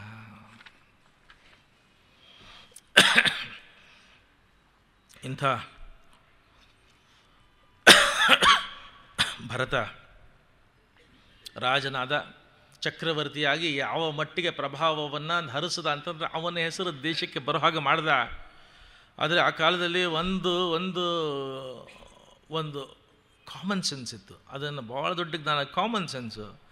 ಯಾವಾಗ ದಂತೆಗಳು ಸಡಲ್ ಆಗ್ತಾ ಇದೆ, ಧಾತ್ಯಗಳು ಕುಂದುತ್ತಾ ಇದೆ, ಸ್ಮರಣೆ ಶಕ್ತಿ ಕಡಿಮೆ ಆಗ್ತಾ ಇದೆ, ದೇಹದಲ್ಲಿ ಚಲನ ಶಕ್ತಿ ಕಡಿಮೆ ಆಗ್ತಾ ಇದೆ, ಏನು ಬೇಕು ಅಂತ ಅನ್ನಿಸ್ತಾ ಇಲ್ಲ, ಊಟ ತಿಂಡಿ ಬೇಕು ಅಂತ ಅನ್ನಿಸ್ತಾ ಇಲ್ಲ, ಅಂಥದ್ರಲ್ಲಿ ಅರಮನೆ ಮಧ್ಯ, ವೈಭೋಗದ ಮಧ್ಯ ಭೋಗ ಭಾಗ್ಯಗಳ ಮಧ್ಯೆ ಇದ್ದು ಏನು ಮಾಡ್ತೀಯ ನೀನು? ಎಲ್ಲ ಬಿಟ್ಟು ಎದ್ದು ನಡೆವ ಬುದ್ಧನಾಗು, ಕಾಡು ಕಡೆಗೆ ಹೋಗು, ಕಾಡಿನಲ್ಲಿ ಕೂತ್ಕೋ, ಪರಮಾತ್ಮನ ಸ್ಮರಣೆ ಮಾಡು, ಆಕಾಶವನ್ನು ನೋಡು, ಸೂರ್ಯನನ್ನು ನೋಡು, ಚಂದ್ರನ ನೋಡು, ಬೆಳಕು ನೋಡು, ಬೆಳದಿಂಗಳು ನೋಡು, ಎಲೆಗಳನ್ನು ನೋಡು, ಹಕ್ಕಿಗಳನ್ನು ನೋಡು, ಆ ಅದ್ಭುತವಾಗಿರತಕ್ಕಂಥ ಗಾಳಿಯನ್ನು ಆಸ್ವಾದನ ಮಾಡು, ಅನುಭವಿಸು. ಒಂದೊಂದರಲ್ಲೂ ಆ ಒಂದೊಂದು ಬಿಂದುವಿನಲ್ಲೂ ಪರಮಾತ್ಮನ ದರ್ಶನ ಮಾಡು, ಪರಮಾತ್ಮನ ಸ್ಪರ್ಶನೆ ಮಾಡು, ಪರಮಾತ್ಮನ ಸವಿ ನೋಡು, ಪರಮಾತ್ಮನನ್ನು ಕಾಣು, ಒಳಗಣ್ಣು ತೆಗೆದು ಬಿಟ್ಟು ಕಾಣು, ದರ್ಶನ ಮಾಡಿಬಿಡು. ಹೋಗೋದ್ರೊಳಗೆ ಜೀವನ ನೀನು ಕಳ್ಕೊಂಬೋದ್ರೊಳಗೆ ದೇವರ ದರ್ಶನ ಮಾಡಲಿಲ್ಲ ಅಂದರೆ ಜೀವ ಬಂದು ಪ್ರಯೋಜನ ಏನು? ಈ ದೇಹ ಕೊಟ್ಟಿರುವಾಗ, ಈ ಜನ್ಮ ಬಂದಿರುವಾಗ ನೀನು ದೇವರ ದರ್ಶನ ಮಾಡ್ಕೊಳ್ಳಿಲ್ಲ ಅಂತಂದರೆ ಬೇರೆಯವರು ಮಾಡಿದ್ರಷ್ಟು ಬಿಟ್ಟರೆಷ್ಟು. ಯಾರ್ಯಾರಿಗೂ ಆಗಿದೆಯಲ್ಲ, ಧ್ರುವನಿಗೆ ಆಯ್ತಲ್ಲ, ನೆನೆ ನೋಡಿದ್ವಿ. ಧ್ರುವನಿಗೆ ಸಾಕ್ಷಾತ್ ವಾಸುದೇವ ಬಂದು ಪ್ರತ್ಯಕ್ಷ ಆಗಿಬಿಟ್ಟ. ಧ್ರುವನಿಗೆ, ಪ್ರಹ್ಲಾದನಿಗೆ, ದ್ರೌಪದಿಗೆ, ಗಜೇಂದ್ರನಿಗೆ, ಅಂಬರೀಷನಿಗೆ ದೇವರು ಪ್ರತ್ಯಕ್ಷ ಆದ್ರೆ ನನಗೇನ್ರಿ ಬಂತು ಭಾಗ್ಯ? ಕತೆ ಕೇಳಿದ್ದಷ್ಟೇ ಭಾಗ್ಯ. ನನಗೆ ಈ ಜನ್ಮ ಕೊಟ್ಟಿದ್ದಾನೆ, ವಿವೇಕ ಕೊಟ್ಟಿದ್ದಾನೆ, ದೇವರು ಅನ್ನತಕ್ಕಂಥ ಶಕ್ತಿ ಒಲಿದಂತೆ ಕೊಟ್ಟಿದ್ದಾನೆ. ಭಕ್ತಿಯಿಂದ, ಪ್ರಾಮಾಣಿಕವಾದ ನಿಸ್ಪೃಹವಾಗಿರತಕ್ಕಂಥ ಭಕ್ತಿಯಿಂದ, ಸಾತ್ವಿಕತೆಯಿಂದ, ದೈವಿಕತೆಯಿಂದ ಈ ಜನ್ಮ ಇರುವಾಗ, ಈ ದೇಹ ಇರುವಾಗ ನನಗೆ ದೇವರ ದರ್ಶನ ಆಗಿಲ್ಲ ಅಂತಂದರೆ ಅಂಥ ದೇವರು ಇದ್ರೇನು ಬಿಟ್ಟರೆ ನನಗೆ. ಪ್ರತಿಯೊಬ್ಬರು ದೇವರ ದರ್ಶನ ಮಾಡಬೇಕು. ಇದನ್ನು ಭರತ ನಡೆಸಿಕೊಟ್ಟ. ಅವನು ತನಗೆ ವಯಸ್ಸು ಆಯಿತು ಅಂತ ಗೊತ್ತು ಆದ ತಕ್ಷಣದಲ್ಲಿ ತಾನು ಎಲ್ಲರನ್ನ ತಮ್ಮಂದರನ್ನು ಕರೆದು ಹೇಳ್ದ, ನನ್ನ ಪಾಡಿಗೆ ನಾನು ಹೋಗ್ತಿದ್ದೀನಿ, ನೀವು ರಾಜ್ಯ ಆಳ್ಕೊಳ್ಳಿ ಅಂತ ಬಿಟ್ಟ. ಕಾಡಿಗೆ ಬಂದರೆ ರಾಜ್ಯ ಆಳಿದಾಗ ಎಷ್ಟು ದೃಢವಾಗಿ, ಎಷ್ಟು ಬಲಿಷ್ಠವಾಗಿ, ಪ್ರಬಲವಾಗಿ ಆಳಿ ಇಡೀ ದೇಶಕ್ಕೆ ತನ್ನ ಹೆಸರು ಬರತಕ್ಕಂಥ ರೀತಿಯಲ್ಲಿ ವ್ಯವಸ್ಥಿತ ಮಾಡಿದನೋ, ತಪಸ್ಸಿಗೆ ಬಂದರೂ ಕೂಡ ಅಷ್ಟೇ ಸಿದ್ಧಿಯ ರೂಪದಲ್ಲಿ ತಪಸ್ಸು ಮಾಡ್ದ. ಅಂಥ ಅಸಂಪ್ರಜ್ಞಾತ ಸಮಾಧಿನಲ್ಲಿ ಕೂತುಕೊಂಡು ತಪಸ್ಸು ಮಾಡಿದರೆ ಆ ತಪಸ್ಸಿನ ಶಕ್ತಿಯ ತೀವ್ರತೆ ಎಷ್ಟಿತ್ತಂತೆ ಅಂದರೆ, ನದಿ ಪಕ್ಕದಲ್ಲಿ ಕೂತಿದ್ದಾನೆ, ಎಂಥ ತಪಸ್ಸು, ಏನು ತೇಜಸ್ಸು ಹೊಳೆದು ಹೋಗ್ತಾ ಇದೆ ಅನ್ನಿಸ್ತಾ ಇದೆ ಅವನಿಗೆ. ಈಗಲೂ ಆಗಲೋ ಇನ್ಯಾವಾಗಲೂ ಆಕಾಶದಿಂದ ವಿಮಾನ ಬಂದು ತನ್ನನ್ನು ಮೋಕ್ಷಲೋಕ ಕರ್ಕೊಂಡು ಹೋಗ್ತಾ ಇದೆ. ಕೂತಿದ್ದಾನೆ, ಆನಂದ ಆಗ್ತಾ ಇದೆ. Probably matter of few hours or few minutes that he can expect the flight to arrive from the ಮೋಕ್ಷಲೋಕ and is going to take him and is going to board into that. ಇದೆಲ್ಲ ನಿರೀಕ್ಷೆಗಳು ಇದ್ದಕ್ಕಿದ್ದ ಹಾಗೆ ಆ ಧ್ಯಾನದಲ್ಲಿದ್ದಾನೆ. ಅದು ಯಾಕೆಂತಂದರೆ ಅಷ್ಟು confidence ಇದೆ, ಕನ್ವಿಕ್ಷನ್ ಇದೆ, ತಪಸ್ಸಿದೆ, ಸಿದ್ಧಿ ಇದೆ, ಮೋಕ್ಷ ಲೋಕದ ಬಾಗಿಲು ತೆರೆದಿದೆ, ಇನ್ನೇನು ಹೋಗಬೇಕು.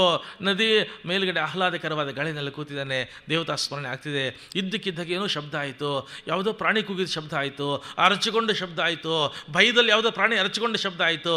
ತಿರುಗಿ ನೋಡಿದ, ಒಂದು ಜಿಂಕೆ, ಒಂದು ಹೆಣ್ಣು ಜಿಂಕೆ, ಗರ್ಭಿಣಿ ಹೆಣ್ಣು ಜಿಂಕೆ, ತುಂಬು ಗರ್ಭಿಣಿ ಹೆಣ್ಣು ಜಿಂಕೆ, ಭಯದಲ್ಲಿ ಹೆದರ್ಕೊಂಡು ಅರಚಿಕೊಂಡು ಓಡಿ ಬರ್ತಾ ಇದೆ. ತಿರುಗಿ ನೋಡ್ದ, ಪೂರ್ತಿ ತಿರುಗಿ ನೋಡ್ದ, ಗಮನ ಪೂರ್ತಿ ಈ ಕಡೆ ಬಂತು, ದೇವರ ಕಡೆ ಗಮನ ಹೋಯಿತು, ಮೋಕ್ಷ ಲೋಕದ ಗಮನ ಹೋಯಿತು, ವಿಮಾನ ಬರ್ತಾ ಇರೋ ಗಮನ ಹೋಯಿತು, ಜಿಂಕೆ ಕಡೆ ಗಮನ ಹಾಕಿದ. ಜಿಂಕೆ ನೋಡ್ತಾ ಇದ್ದಾನೆ, ಆ ಜಿಂಕೆಯನ್ನು ಬೆನ್ನಟ್ಟಿಕೊಂಡು ಒಂದು ಸಿಂಹ ಅಟ್ಟಿಸ್ಕೊಂಡು ಬರ್ತಾ ಇದೆ. ಇನ್ನೇನು ಒಂದು ಕ್ಷಣದಲ್ಲೂ 2 ಕ್ಷಣದಲ್ಲೂ ಗರ್ಭಿಣಿಯಾಗಿರೋ, ತುಂಬು ಗರ್ಭಿಣಿಯಾಗಿರೋ ಹೆಣ್ಣು ಜಿಂಕೆ ಮೇಲೆ ಅದು ಹಾರಿ ಅದನ್ನು ಹಿಡಿದು ತಿದ್ದಾಕಬೇಕು. ಇದು ಬೆದರಿ ಮುಂದೆ ಬಂದರೆ ದೊಡ್ಡ ನದಿ, ಪ್ರವಾಹದ ನೀರು ಹರಿತಾ ಇರತಕ್ಕಂಥ ನದಿ. ಹಿಂದೆ ಹೋದ್ರೆ ಸಿಂಹ, ಏನು ಮಾಡೋಕ್ಕೆ ಗೊತ್ತಾಗದೆ ತುಂಬು ಗರ್ಭಿಣಿಯಾಗಿರ್ತಕ್ಕಂಥ ಹೆಣ್ಣು ಜಿಂಕೆ ಬೇರೆ ಯಾವ ದಾರಿ ಇಲ್ಲದೆ ಅನಿವಾರ್ಯವಾಗಿ ತುಂಬು ಪ್ರವಾಹದ ನದಿಗೆ ಧುಮುಕಿತು. ಸಿಂಹದ ಗರ್ಜನೆಯ ಆ ಭಯ, ಗೊತ್ತಿಲ್ಲದೆ ಇರತಕ್ಕಂಥ ಪ್ರವಾಹದ ನೀರಿಗೆ ಧುಮುಕಿರತಕ್ಕಂಥ ಭಯ, ಬಿದ್ದ ತಕ್ಷಣ ಪ್ರವಾಹದ ನೀರು ಬಂದು ಗರ್ಭಕ್ಕೆ ಜಾಡ್ಸಿರತಕ್ಕಂಥ ಅದು ಎಲ್ಲದರಿಂದ ಗರ್ಭ ಒಡಿತು. ಬಿದ್ದ ತಕ್ಷಣ ಗರ್ಭ ಒಡೆದು ಮುದ್ದು ಕಂದಮ್ಮ, ಪುಟ್ಟ ಜಿಂಕೆ ಮರಿ, ಮುದ್ದು ಮರಿ ಈಚೆಗೆ ಬಂತು. ತಾಯಿ ಅಲ್ಲೇ ಮೃತ ಆಯಿತು. ಗರ್ಭ ಹೊಡೆದೋಗಿತ್ತು, ರಕ್ತಸ್ರಾವ ಆಯಿತು, ನೀರು ನುಗ್ಗಿತು, ಪ್ರವಾಹದ ನೀರು, ತಾಯಿ ಹೋಯಿತು. ಮಗು ವಿಲಬಿಲ ಬದ್ದಾಡ್ತಾ ಇದೆ. ಇವನು ಪ್ರಪಂಚ ಮರ್ತಿರೋನು, ಮೋಹ ಮರ್ತಿರೋನು, ಸ್ನೇಹ ಮರ್ತಿರೋನು, ಜಗತ್ತು ಮರ್ತಿರೋನು, ಏನು ಬೇಕಿಲ್ಲ, ದೇವಲೋಕಕ್ಕೆ ಇನ್ನೇನು ಈಗಲೂ ಆಗಲೂ ಹೋಗಬೇಕು ಅಂಥವನು ಒಂದೇ ಒಂದು ಕಾಣ್ತಾ ಇದೆ. ಒಂದು ಕ್ಷಣದಲ್ಲಿ, 1 ಸೆಕೆಂಡಲ್ಲಿ ಒಂದು ಕಾಣ್ತಾ ಇದೆ. ಏನು ಅಂತಂದರೆ, ವಿಲವಿಲ ಒದ್ದಾಡ್ತಾ ಇರತಕ್ಕಂಥ, ಈಗ ತಾನೇ ಹುಟ್ಟಿರತಕ್ಕಂಥ, ಪುಟ್ಟದಾಗಿರತಕ್ಕಂಥ, ಕಂದಮ್ಮನಾಗಿರತಕ್ಕಂಥ ಜಿಂಕೆ ಮರಿ ಒದ್ದಾಡ್ತಾ ಇದೆ. ಇನ್ನೊಂದು ನಿಮಿಷ ಅದಕ್ಕೆ ಯಾರು ನೋಡಲಿಲ್ಲ ಅಂತಂದರೆ ಆ ಪ್ರವಾಹದಲ್ಲಿ ಕೊಚ್ಕೊಂಡು ಸತ್ತೋಗುತ್ತೆ. Out of natural compassion of an ordinary human being. Immediately he took the decision on the spot, split second decision, and he jumped into the river and he caught hold of it. ಅದನ್ನು ತಗೊಂಡ ಮೇಲಕ್ಕೆ ಬಂದ. ಆ ಸ್ಪರ್ಶ, ಏನು ಸ್ಪರ್ಶ ರೀ? All the turning points of great people ends in this point called ಸ್ಪರ್ಶ. ತೊಗೊಂಡು ಬಂದಿಟ್ಕೊಂಡ, ಅದಕ್ಕೆ ಕೆರೆಸ್ ಹೆಂಗು, ಅದಕ್ಕೆ ಹೀಗೆ ನೇವರಿಸ್ದ, ಲಾಲನೆ ಪಾಲನೆ ಹಾರೈಕೆ ನೋಡ್ಕೊಂಬದು. ರಾತ್ರಿ ತಗೊಂಡು ಆಶ್ರಮಕ್ಕೆ ಬಂದ, ಪಕ್ಕದಲ್ಲೇ ಮಲಗಿಸ್ಕೊಂಡ. ಆಚೆಗೆ ಹೋಗೋಕ್ಕೆ ಇವನಿಗೆ, ಅಯ್ಯೋ ನಾನು ಹೋಗ್ಬಿಟ್ರೆ ಯಾವ್ದಾದ್ರು ತೋಳನ್ನೋ ನರಿನೋ ಬಂದು ತಿಂದ್ಕೊಂಡ್ಬಿಟ್ರೆ ಅದನ್ನು ಎತ್ಕೊಂಡು ಆಚೆಗೆ ಹೋಗೋದು. ಬೆಳಗ್ಗೆ ಹೊತ್ತು ಧ್ಯಾನಕ್ಕೆ ಹೋಗಬೇಕು ಅಂತ ಹೋಗೋದು, ಅದೆಲ್ಲ ಹಿಂದೆ ಮರ್ತೇ ಹೋಯ್ತು, ಹಿಂದಿಂದು ಎತ್ಕೊಂಡು ಹೋಗೋದು. ನನ್ನ ಕಂದ ನನ್ನ ಜಿಂಕೆ ನನ್ನ ಮುದ್ದು ನನ್ನ ಬಂಗಾರ. ಹಾಗಲೆಲ್ಲ ಜಿಂಕೆ ರಾತ್ರಿ ಹೊತ್ತು ಆಡಿಸ್ಕೊಂಡಿರೋದು, ಜಿಂಕೆ ನಗೋದು, ಜಿಂಕೆ ಕಣ್ಣು ನೋಡೋದು, ಜಿಂಕೆ ಮುದ್ದು ಮಾಡೋದು. ಅದರ ದರ್ಶನ, ಅದರ ಸ್ಪರ್ಶನದಲ್ಲಿ ಪುಳಕ ಮತ್ತು ರೋಮಾಂಚನಗಳು ಜೀವನಕ್ಕೆ ಬಂತು. ಎಲ್ಲ ಹೋಯ್ತು, ಎಲ್ಲ ವಿಸ್ಮರಣೆ ಆಯಿತು. ಪುರಂದರದಾಸರು ಒಂದು ಹಾಡಿದೆ, ಮುಳ್ಳು ಕೊನೆಯ ಮೇಲೆ 3 ಕೆರೆಯ ಕಟ್ಟಿ 2 ತುಂಬದು ತುಂಬಲೇ ಇಲ್ಲ. ಅದರಲ್ಲಿ 3 ಎಮ್ಮೆಗಳನ್ನ ಕೊಟ್ಟರು ಇವನಿಗೆ ಅಂತಂತಾರೆ. 3 ಎಮ್ಮೆಗಳು ಕೊಟ್ಟರು ಅಂತಾರೆ. ಒಡ್ಡನಿಗೆ 3 ಎಮ್ಮೆ ಕೊಟ್ಟರು ಅಂತಾರೆ.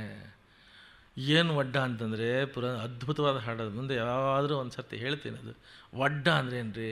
ಪರಮಾತ್ಮ ಎಂಥ ಬ್ರೈನ್ ಕೊಟ್ಟು, ಎಂಥ ಬ್ರಿಲಿಯನ್ಸ್ ಕೊಟ್ಟು, ಏನು ಶಾರ್ಪ್ನೆಸ್ ಕೊಟ್ಟು, ಏನು ಸ್ಮಾರ್ಟ್ನೆಸ್ ಕೊಟ್ಟು, ಏನು ಇಂಟೆಲೆಕ್ಟ್ ಕೊಟ್ಟು, ವಿಸ್ಡಮ್ ಕೊಟ್ಟು, ಅದ್ಭುತವಾದ ಅಭೇದ್ಯವಾಗಿರತಕ್ಕಂಥ ಚಿಂತನೆಗಳನ್ನು ಮಾಡೋ, ಉತ್ತಮ ಚಿಂತನೆ ಮಾಡೋ, ಮಹತ್ ಚಿಂತನೆ ಮಾಡೋ, ಬೃಹತ್ ಚಿಂತನೆ ಮಾಡೋ, ಅದ್ಭುತ ಚಿಂತನೆ ಮಾಡೋ, ಅಪೂರ್ವ ಚಿಂತನೆ ಮಾಡೋ ಅಂತ ಕಳಿಸಿದರೆ ಅದನ್ನು ಬಿಟ್ಟುಬಿಟ್ಟ, ಸೂಕ್ಷ್ಮದ ಕೆಲಸ ಬಿಟ್ಟ, ತೀಕ್ಷ್ಣದ ಕೆಲಸ ಬಿಟ್ಟ, ಸಾಧನೆ ಕೆಲಸ ಬಿಟ್ಟ, ಮೆದುಳಿನ ಕೆಲಸ ಬಿಟ್ಟ, ಬುದ್ಧಿ ಕೆಲಸದ ಬಿಟ್ಟ, ವಿವೇಕದ ಕೆಲಸ ಬಿಟ್ಟ, ಒಡ್ರ ಕೆಲಸ ಹಿಡ್ಕೊಂಡ.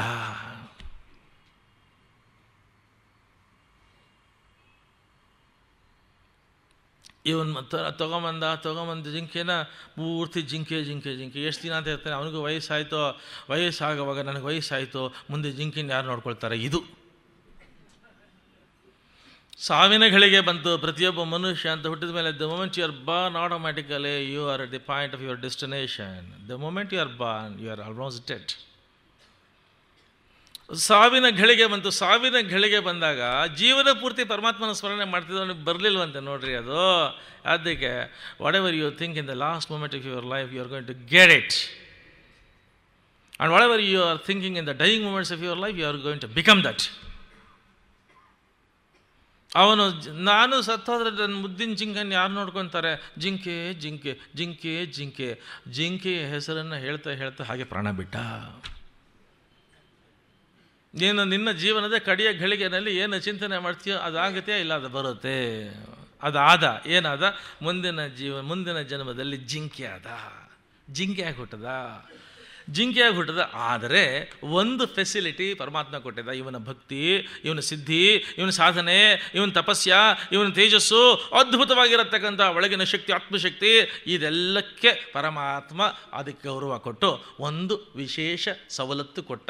ಏನು ಅಂದರೆ ಪೂರ್ವಜನ್ಮದ ಸ್ಮರಣ ಶಕ್ತಿಯನ್ನು ಕೊಟ್ಟ ಜಿಂಕೆ ಆಗಿದ್ದಾಗ. ಈಗ ಪ್ರಾಣಿ ಆದಾಗ ಮನುಷ್ಯತ್ವ ಬಂತು, ಎಚ್ಚರ ಬಂತು. ನಮಗೆ ಮನುಷ್ಯತ್ವ ಬಂದಿದೆ.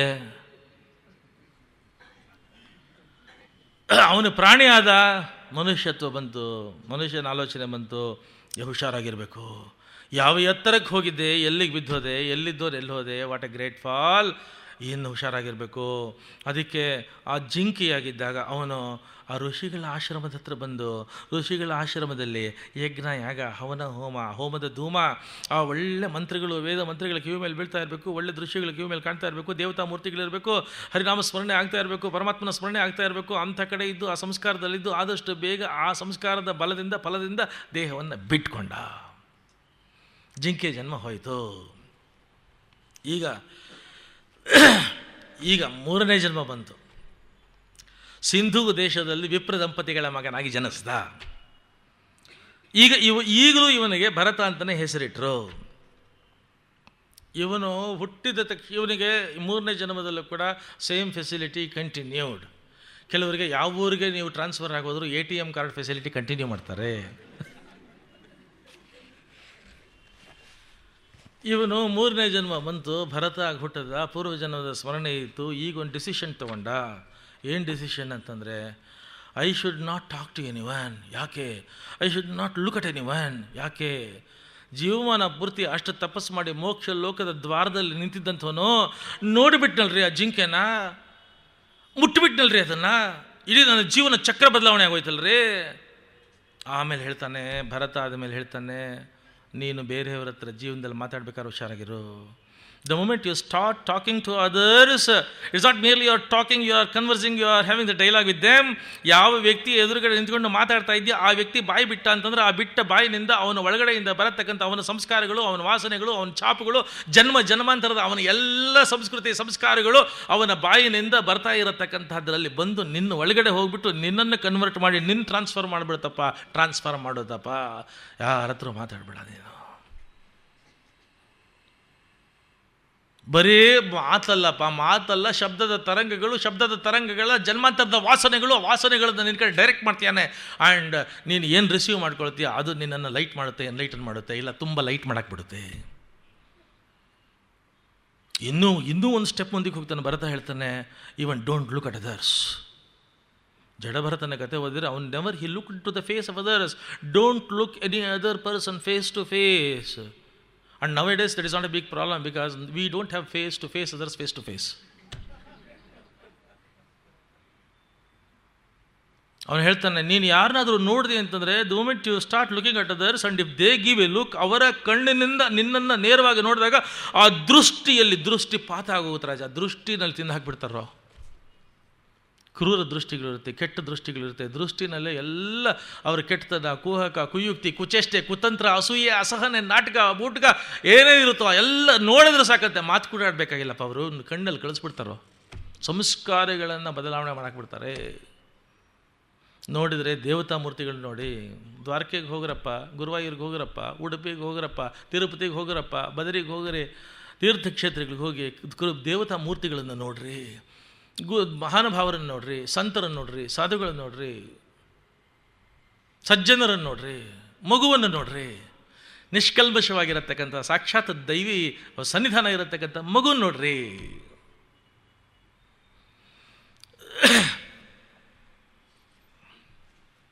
ಜಡಭರತ ಈ ಜನ್ಮದಲ್ಲಿ ಅವನೊಂದು ನಿರ್ಧಾರ ತಗೊಂಡ.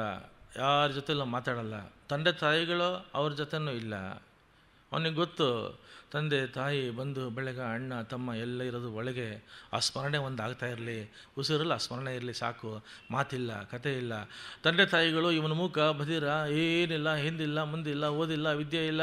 ಅವನಿಗೊಂದು ಉಪನಯನ ಮಾಡಿದರು, ಅದೂ ಇಲ್ಲ, ಸಂಧ್ಯಾ ಇಲ್ಲ, ಆನಿಕ ಇಲ್ಲ, ಏನಿಲ್ಲ. ಕಡೆಗೆ ಹೆತ್ತ ಮಕ್ಕಳಿಗೆ ಹೆಗ್ಗಣ ಆದರೂ ಮುದ್ದು ಮಗುನ ತಂದೆ ತಾಯಿ ಇರೋವರೆಗೂ ಸಾಕಿದ್ರು, ಸಲಹಿದ್ರು, ನೋಡಿಕೊಂಡ್ರು. ದಿನ ಊಟ ಮಾಡೋದು, ಸುಮ್ಮನೆ ಕೂತಿರೋದು, ಕೆಲಸವಿಲ್ಲ, ಕಾರ್ಯವಿಲ್ಲ, ಕೆಲಸ ಇಲ್ಲ, ಭವಿಷ್ಯ ಇಲ್ಲ. ಸರಿ ಠೊಣೆ ಆಗಿ ಸುಮ್ಮನೆ ಕೂತಿದ್ದ. ಚಾಂದೋಗ್ಯ ಉಪನಿಷತ್ನಲ್ಲಿ ಒಂದು ಕತೆ ಬರುತ್ತೆ, ಜಡಭರತನ ಕತೆ ಥರದ್ದೇ. ಜಾನಶ್ರುತಿ ಪೌತ್ರಾಯಣ ಅಂತ ಒಬ್ಬ ರಾಜ. ಆ ರಾಜ ಮಹಾದಾನವೀರ, ಧರ್ಮಿಷ್ಠ, ಧರ್ಮಭೀರು. ಎಂಥ ಧರ್ಮಶೀಲ ಅಂತಂದರೆ ಅವನ ದೇಶದ ಊರಿನಲ್ಲಿ, ನಗರಗಳಲ್ಲಿ, ಪಟ್ಟಣಗಳಲ್ಲಿ, ಬೀದಿಗಳಲ್ಲಿ, ಅಗ್ರಹಾರಗಳಲ್ಲಿ ಎಲ್ಲ ಕಡೆ ಅನ್ನಛತ್ರಗಳನ್ನು ಕಟ್ಟಿಸಿದ. ನನ್ನ ದೇಶದಲ್ಲಿ ಪ್ರತಿ ರಾತ್ರಿ ಒಬ್ಬ ಕೂಡ ಊಟ ಇಲ್ಲದೆ ಹಸುವಿನಿಂದ ಮಲಗಿದ್ದೀನಿ ಅಂತ ಹೇಳ್ಕೊಡ್ದು. ಅಷ್ಟು ಅನ್ನಛತ್ರ, ಅನ್ನ ಸೌಲಭ್ಯಗಳು, ಅನ್ನದಾನಗಳು, ನಿರಂತರ ದಾನ ಧರ್ಮ. ಏನು ಧರ್ಮಿಷ್ಠನಪ್ಪ.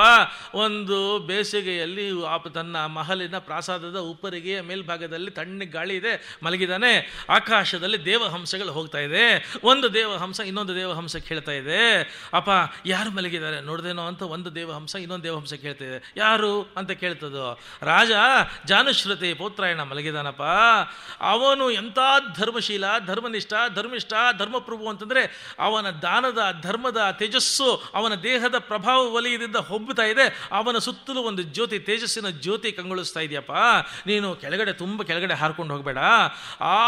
ಅವನ ದೇಹದಿಂದ ಹೊಮ್ಮುತ್ತಾ ಇರತಕ್ಕಂಥ ತೇಜಸ್ಸಿನ ಕಿರಣಗಳ ಸ್ಪರ್ಶ ಆಯಿತು ಅಂದರೆ ನಿನ್ನ ರೆಕ್ಕೆ ಸುಟ್ಟೋಗ್ಬಿಟ್ಟು ಬಿದ್ದೋಗ್ಬಿಡ್ತೀಯಾ, ಅದರಿಂದ ಸ್ವಲ್ಪ ಕೆಳಗಿಳಿಬೇಡ ಅಂತಂತು. ಅಂಥ ದಾನ ಧರ್ಮಶೀಲ ಅಂತ. ಅದಕ್ಕೆ ಇನ್ನೊಂದು ದೇವಹಂಸ ನಕ್ಕು ಬಿಡ್ತಂತೆ. ನಕ್ಕು ಬಿಟ್ಟು ಅದು ಹೇಳ್ತು, ಏನು ಮಾತಾಡ್ತಾ ಇದೆಯಾ ನೀನು? ಆ ರೈಕ್ವ ಇದಾನಲ್ಲ, ಆ ರೈಕ್ವನ್ನು ಹೊಗಳತಕ್ಕಂಥ ರೀತಿಯಲ್ಲಿ ಈ ಸಾಧಾರಣ ರಾಜನನ್ನು ಹೊಗಳ್ತಾ ಇದೆಯಲ್ಲ. ಇವನು ಏನು ಮಾಡಿದ್ದಾನೆ ಅಂತ, ಇವನ ದುಡ್ಡ, ಇವನ ಕಾಸ, ರಾಜ್ಯದ ಯಾರ್ದೋ ದುಡ್ಡು ಯಾರ್ದೋ ಬಗ್ಸಿ ಏನೋ ಇನ್ನೊಂದು ಮಧ್ಯ ನಿಂತ್ಕೊಂಡು ಟ್ರಸ್ಟಿಯಾಗಿ they entrusted it with trust and it it as a trustee, that is all. ಆ ರೈಕ್ವನ ಯೋಗ್ಯತೆ ಇವನಿಗೆ ಎಲ್ಲಿಗೆ ಬರಬೇಕು? ಆ ರೈಕ್ವನ ಯೋಗ್ಯತೆ ಇವನಿಗಿದ್ದಿದ್ರೆ ನಿನ್ನ ಮಾತು ನಿಜ ಅಂತಿದ್ದೆ. ಈ ಮಾತನ್ನು ಕೇಳಿಸ್ಕೊಂಡ ಅವನು ಈ ರಾಜನ್ನು ಮೂದಲಿಸೋ ರೀತಿಯಲ್ಲಿ ಆ ದೇವಹಂಸ ಮಾತಾಡಿದ್ದು ಕೇಳಿ ಎದ್ದ, ಧಗ್ಗತೆ ಎದ್ದ. ಯಾರ ರೈಕ್ವಾ? ಅವಮಾನ ಆದಾಗೂ ಆಯಿತು ತನಗೆ. ಇದುವರೆಗೆ ತನ್ನ ರಾಜ್ಯದಲ್ಲಿ ತನ್ನಂಥ ಧರ್ಮಿಷ್ಠ ದಾನಶೂರ ಯಾರೂ ಇಲ್ಲ ಅಂತ ಬೀಗ್ತಾ ಇದ್ದವನಿಗೆ ಇವನಿಗೆ ಆ ಯೋಗ್ಯತೆ ಎಲ್ಲಿದೆ ರೈಕ್ವಾ ಅಂತಂದು ಕಡೆಗೆ ಇವನು ತನ್ನ ಗೂಢಚಾರನ್ನು ಬೇಹುಗಾರನ್ನು ಕರೆಸಿಬಿಟ್ಟು ರಾಜ್ಯದ ಯಾವ ಮೂಲೆಗಳಿರಲಿ ಬಿಡಬೇಡಿ, ರೈಕ್ವನ್ನು ಹೇಳ್ಕೊಂಬನಿ. ಎಲ್ಲ ಕಡೆ ಹುಡುಕಿದ್ರು, 3 ದಿನ ಹುಡುಕಿದ್ರು, ಸಿಗಲಿಲ್ಲ. ಕಡೆಗೆ ಇವನು ಗುಪ್ತಚಾರ ದಳವನ್ನು ಬಿಟ್ಟ. ಗುಪ್ತಚಾರ ದಳದವ್ರು ಹೋದರು. ನೋಡಿದರೆ ಒಂದು ಮುರುಕು ಗಾಡಿ ಕೆಳಗಡೆ, ಮುರುಕು ಬಂಡಿ, ಎತ್ತಿನ ಬಂಡಿಯ ಕೆಳಗಡೆ ಮೈಯೆಲ್ಲ ಕಜ್ಜಿ, ಮೈಯೆಲ್ಲ ಗಾಯ, ಮೈಯೆಲ್ಲ ರಣರಣ, ರಕ್ತ, ಕಿವು ಸೋರು ಹೋಗ್ತಾ ಇದೆ. ಅಸಹ್ಯವಾಗಿದ್ದಾನೆ, ಕುರೂಪಿಯಾಗಿದ್ದಾನೆ, ಮಾತು ಬರ್ತಿಲ್ಲ, ಒದ್ದಾಡ್ತಾ ಬಿದ್ದಿದ್ದಾನೆ. ಅವನೇ ರೈಕ್ವಾ ಅಂತ ಗೊತ್ತಾಯಿತು. ಎಳ್ಕೊಂಬನ್ರಿ ಅಂತ. ಅವನು ಮುಟ್ಟಕ್ಕೆ ಆಗಲ್ಲ, ಅವ್ನು ಎಳ್ಕೊಂಬರೋಕ್ಕೂ ಆಗಲ್ಲ, ಅಂಥ ಅಸಹ್ಯವಾಗಿದ್ದಾನೆ ಅಂತ. ರಾಜನೇ ಬಂದ ಅಲ್ಲಿಗೆ. ರಾಜನೇ ಬಂದ. ಅವನಿಗೆ ಉತ್ತರವೂ ಇಲ್ಲ, ಏನಿಲ್ಲ, ಪ್ರಶ್ನೆ ಇಲ್ಲ, ಉತ್ತರ ಇಲ್ಲ. ಕಡೆಗೆ ಅವರು ದೂತರು ಹೇಳಿದರು, ಅವನ ಹತ್ರ ಹೋಗಬೇಡಿ, ಗುರ ಅಂತೀಯಾನೆ, ಏದುಸ್ರು ಅವನಿಗೆ ಬಿಡ್ತಾ ಇದೆ, ಹತ್ರ ಹೋಗಬೇಡಿ, ಉಬ್ಸ ಅವನಿಗೆ ಅಂತಂದು. ಗುರ ಅಂತಾಯ್ತು ಉಸಿರಾಡೋದು. ರಾಜನಿಗೆ ಯಾಕೋ ಅನುಮಾನ ಬಂತು. ಹತ್ರ ಹೋದ, ಕಿವಿ ಕೊಟ್ಟ, ಅವನು ಮೂಗು ಹತ್ರ ಕಿವಿ ಇಟ್ಟ. ನೋಡಿದರೆ ಆ ರೈಕ್ವನ್ನು ಉಸಿರಿನಲ್ಲಿ ನಾರಾಯಣ ಸ್ಮರಣೆ ಆಗ್ತಾ ಇದೆಯಂತ ಆಯಿತು. ಅವನ ನರನಾಡಿಗಳು ವೀಣೆ ಥರ ಮಿಡಿತಾ ಇತ್ತಂತೆ. ಪರಮಾತ್ಮನ ನಾಮಸ್ಮರಣೆಯನ್ನು ಅವನ ನರನಾಡಿಗಳು ವೀಣೆ ಥರ ಒಳಗಡೆ ಮಿಡಿತಾ ಇದೆ. ಉಸಿರು ಆಡ್ತಾ ಇಲ್ಲ, ಪ್ರತಿ ಉಸಿರು ಪರಮಾತ್ಮನ ಸ್ಮರಣೆ ಮಾಡ್ತಾ ಇದೆ, ಪರಮಾತ್ಮನ ಹೆಸರು ಹೇಳ್ತಾ ಇದೆ. ರಾಜ ಅಲ್ಲೇ ಸಾಷ್ಟಾಂಗ ನಮಸ್ಕಾರ ಮಾಡಿ ಕಾಲಿಗೆ ಬಿದ್ದಂತೆ. ಹೇಗಿರ್ತಾರೋ ಅವಧೂತರುಗಳು ಎಂದರು ಮಹಾನುಭಾವಲು, ಅಂದರಿಕಿ ವಂದನಮಲು. ಜಡಭರತ ಇವನು ತಂದೆ ತಾಯಿ ಇರೋವರೆಗೂ ಸಾಕಿದ್ರು. ಅಲ್ಲಿಂದ ತಂದೆ ತಾಯಿಗಳು ಹೋದ ಮೇಲೆ ಅಣ್ಣ ತಮ್ಮಂದಿರು ನೋಡಿದ್ರು, ಇವನು ಹೊಣೆಯ ಲೊಟ್ಟ ದಪ್ಪಗಿದ್ದಾನೆ, ಚಿಕ್ಕಾಪಟ್ಟೆ ಊಟ ಮಾಡ್ತಾನೆ, ಇವನಿಂದ ಏನು ಪ್ರಯೋಜನ, ಇವನು ಹೊರಗಟ್ಟಿದ್ರೆ ಇವನ ಶೇರು ನಮಗೆ ಸಿಗುತ್ತಲ್ಲ ಅಂತ ಮನೆಯಿಂದ ಆಚೆ ಕಟ್ಟಿದ್ರು. ಮನೆಯಿಂದ ಆಚೆ ಕಟ್ಟಿದ್ರು. ಇವನೇನು ಮಾಡ್ದ, ಆಚೆಗೆ ಬಂದ. ಹೊಲದ ಬದು ಮೇಲೆ ಸುಮ್ಮನೆ ಕೂತಿದ್ದ. ಯಾರೋ ಬಂದರು, ಹೊಲದ ಕೆಲಸ ಮಾಡಬಾರೋ, ಹೊಣೆಯ ದಪ್ಪ ಇದೆಯಲ್ಲ, ಏನು ಮಾಡ್ತೀಯ ಬಾರೋ ಅಂತ ಕರ್ಕೊಂಡೋದ್ರು. ಸುಮ್ಮನೆ ಇವನು ಹೋದು ಹೇಳಿದ ಕೆಲಸ ಮಾಡೋದು, ಏನಾದ್ರು ಕೊಟ್ಟರೆ ತಿನ್ನೋದು, ಕೊಡ್ತಿದ್ರು, ಅದು ಕೇಳ್ತಿರಲ್ಲ ಬರೋದು. ಜೀವನ ಪೂರ್ತಿ ಹೀಗೆ ಒಂದಿನ ಹಾಗೆ ಕೂತಿಯಾನೆ. ಇದ್ದಕ್ಕಿದ್ದಾಗಿ ಒಬ್ಬ ದರೋಡೆಕೋರರು ಬಂದ. ಕುದುರೆಗಳ ಮೇಲೆ ದರೋಡೆಕೋರರುಗಳು ಬಂದರು. ನಾಯಿಕ ಇಳಿದ. ಆ ದರೋಡೆಕೋರರ ತಂಡ ನಾಯಿಕ ಇಳಿದ್ಬಿಟ್ಟು, ಚೆನ್ನಾಗಿದ್ದಾನಲ್ಲೋ, ದಷ್ಟನಾಗಿದ್ದಾನೆ, ಪುಷ್ಟನಾಗಿದ್ದಾನೆ, ಇವನು ಎಳ್ಕೊಳ್ರ, ಎಳ್ಕೊಂಡ್ರು ಅವನ್ನ ಕುದುರೆ ಮೇಲೆ ಹಾಕ್ಕೊಂಡ್ರು. ಕಾಳಿಕಾ ದೇವಿ ದೇವಸ್ಥಾನಕ್ಕೆ ಕರ್ಕೊಂಡು ಹೋದ್ರು. ಪುರೋಹಿತನ ಕರೆದ, ನೋಡಿ ಇವನ್ನ ಅಂತಂದ. ಅವನು ಹೇಳ್ದ, ಇವನು ಪರ್ಫೆಕ್ಟ್ ಆಗಿದ್ದಾನೆ. ಯಾತಕ್ಕೆ? ಆ ದೊರಡೆಕಾರರ ನಾಯಕನಿಗೆ ಅವನಿಗೆ ಸಂತಾನ ಇರಲಿಲ್ಲ. ಅವನು ಆ ದೊರಡೆಕಾರರ ಪುರೋಹಿತನಿಗೆ ಕೇಳ್ಕೊಂಡಿದ್ದ. ಪುರೋಹಿತ ಹೇಳಿದ್ದ, ಅಪ್ಪ ನೀನು ಒಂದು ನರಬಲಿ ಕೊಡಬೇಕು. ಆ ನರ ಹೇಗಿರಬೇಕು ಅಂತಂದರೆ ಬ್ರಹ್ಮಚರ್ಯ ಇರಬೇಕು, ತೇಜಸ್ವಿ ಇರಬೇಕು, ಯುವಕ ಇರಬೇಕು, ಅಂಗಭಂಗ ಆಗಿರ್ಕೊಡ್ದು. ಮತ್ತು ಅವನು ರಿಜೆಕ್ಟ್ ಮಾಡಿಕೊಡ್ದು, ರಿಸಿಸ್ಟ್ ಮಾಡಿಕೊಡ್ದು, ರೆಫ್ಯೂಸ್ ಮಾಡಿಕೊಡ್ದು. ವಾಲಂಟ್ರಲಿ ಹ್ಯಾಸ್ ಟು ಸಕಂಬ್ ಅಂಥವನ್ನ ಕರ್ಕೊಂಬಂದು ನೀನು ಕೊಟ್ಟರೆ ಅಷ್ಟೇ ತೇಜಸ್ವಿಯಾಗಿರತಕ್ಕಂಥ, ದಷ್ಟನಾಗಿರತಕ್ಕಂಥ, ಪುಷ್ಟನಾಗಿರತಕ್ಕಂಥ, ಬಲಿಷ್ಠನಾಗಿರತಕ್ಕಂಥ ಒಳ್ಳೆ ಮಗು ನಿನಗೆ ಹುಡ್ತಾನಪ್ಪ, ತೇಜಸ್ವಿ ಹುಡ್ತಾನೆ, ಎಳ್ಕೊಂಬ ಅಂತವನ್ನ ಇವಾಗ ಕರ್ಕೊಂಬಂದಿದ್ದ ನೋಡಿ. ಇವನು ರೆಫ್ಯೂಸ್ ಮಾಡಲಿಲ್ಲ, ರಿಜಿಸ್ಟ್ ಮಾಡಲಿಲ್ಲ, ರಿಜೆಕ್ಟ್ ಮಾಡಲಿಲ್ಲ. ದಷ್ಟನಾಗಿದ್ದಾನೆ, ಪುಷ್ಟನಾಗಿದ್ದಾನೆ, ಯುವಕನಾಗಿದ್ದಾನೆ, ಬಲಾಢ್ಯನಾಗಿದ್ದಾನೆ, ಬ್ರಹ್ಮಚರ್ಯ, ತೇಜಸ್ವಿ ಎಲ್ಲ ಇದೆ. ಕರ್ಕೊಂಬಂದು ನಿಲ್ಲಿಸಿದ್ರು. ಸ್ನಾನ ಮಾಡಿಸಿದ್ರು ಅವನಿಗೆ. ಮೈಯೆಲ್ಲ ಗಂಧ ಬೆಳೆದ್ರು. ಹೂನಾರ, ಚೆಂಡು ಹೂನಾರ ಹಾಕಿದ್ರು ಅವನಿಗೆ. ಸರಿ, ಕೂಡಿಸ್ರಿ ಅವನ್ನ. ಲಾಸ್ಟ್ ಸಪ್ಪರ್ ಕೊಡ್ರಪ್ಪ ಅವನಿಗೆ. ಲಾಸ್ಟ್ ಸಪ್ಪರ್ ಅವನಿಗೆ ಮಾಡಿದ್ರು. ತಿಂದ. ಲಾಸ್ಟ್ ಸಪ್ಪರ್ ಎಲ್ಲ ಆಯಿತು. ದೇವರು ಮುಂದೆ ಕರ್ಕೊಂಬಂದ್ರು, ಕಾಳಿಕಾದೇವಿ ಮುಂದೆ ಕರ್ಕೊಂಬಂದರು. ಆ ಪುರೋಹಿತ ಇವನು ನಿಂತ್ಕೊಂಡ್ರು, ಕತ್ತಿ ಎತ್ತಿದ್ರು. ಇನ್ನೊಂದು ಕ್ಷಣದಲ್ಲಿ ಕತ್ತಿಯಿಂದ ಅವನ ತಲೆಯನ್ನು ಕತ್ತರಿಸಿ ಹಾಕಬೇಕು. ಆಗ ಜಡ ಭರತನ ದೇಹದ, ಮನಸ್ಸಿನ, ಹೃದಯದ ಒಳಗಡೆ ಇದ್ದಂಥ ದೈವಿ ತೇಜಸ್ಸು ಆ ಕಾಳಿಕಾದೇವಿಯ ವಿಗ್ರಹಕ್ಕೆ ಯಾವ ಮಟ್ಟದ ಪ್ರೇರಣೆ ಕೊಡ್ತು ಅಂತಂದರೆ, ವಿಗ್ರಹದ ಒಳಗಡೆ ಇದ್ದಂಥ ದುರ್ಗಾದೇವಿ ಕತ್ತಿ ಹಿಡಿದು ಈಚೆಗೆ ಧುಮುಕಿ ದರೋಡೆಕಾರನ ಅಲ್ಲಿದ್ದಂಥವ್ರನ್ನೆಲ್ಲ ಕತ್ತರಿಸಿ ಹಾಕಿದ್ಲು. ಅಲ್ಲಿಗೂ ಇವನು ಮಾತಾಡಲಿಲ್ಲ. ಒಂದು ನಮಸ್ಕಾರ ಮಾಡ್ದ, ಹೊರಗೆ ನಡೀತಿದ್ದ. ಬಂದ. ತಿರ್ಗಾ ಹೊಲದ ಬದು ಮೇಲೆ ಮುಖ್ಯ ರಸ್ತೆ ಇತ್ತು, ರಸ್ತೆ ಬದು ಮೇಲೆ ಕೂತ್ಕೊಂಡ. ಸುಮ್ಮನೆ ಕೂತಿದ್ದ.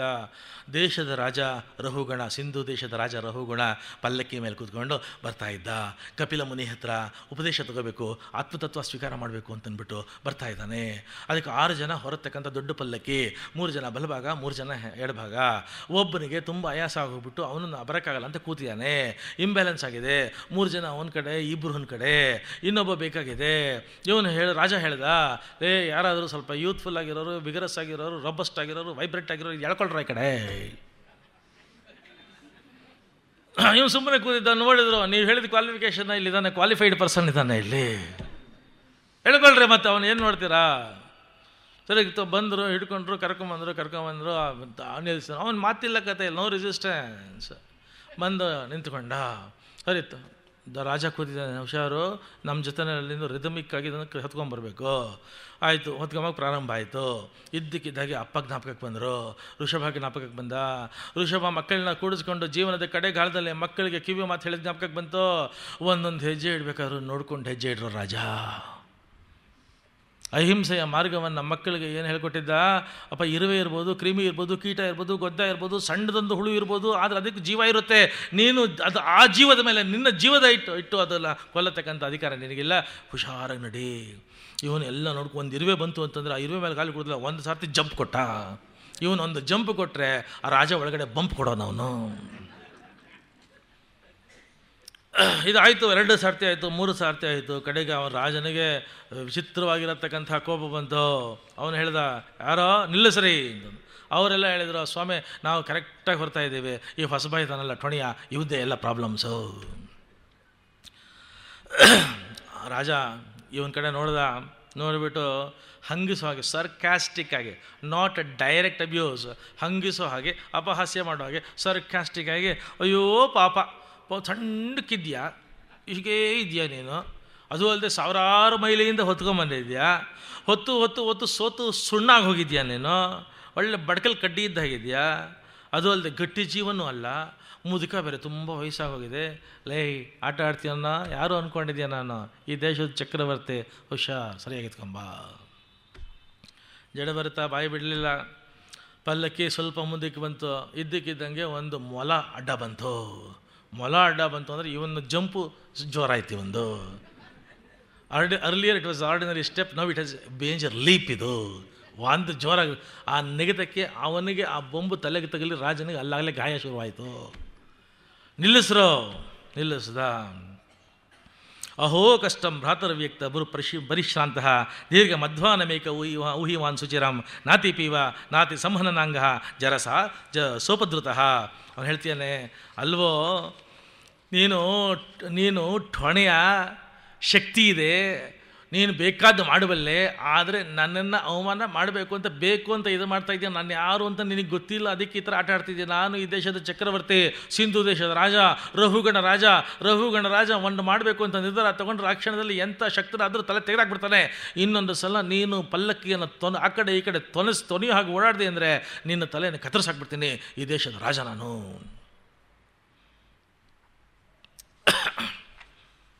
ಆಗ ಜೀವನದಲ್ಲಿ ತಾನು ಹುಟ್ಟಿದಾಗಿನಿಂದ ಇಲ್ಲಿವರೆಗೂ ಇವನು ಒಂದು ಮಾತು ಆಡಿರಲಿಲ್ಲ ಯಾರದ್ರಿಗೂ.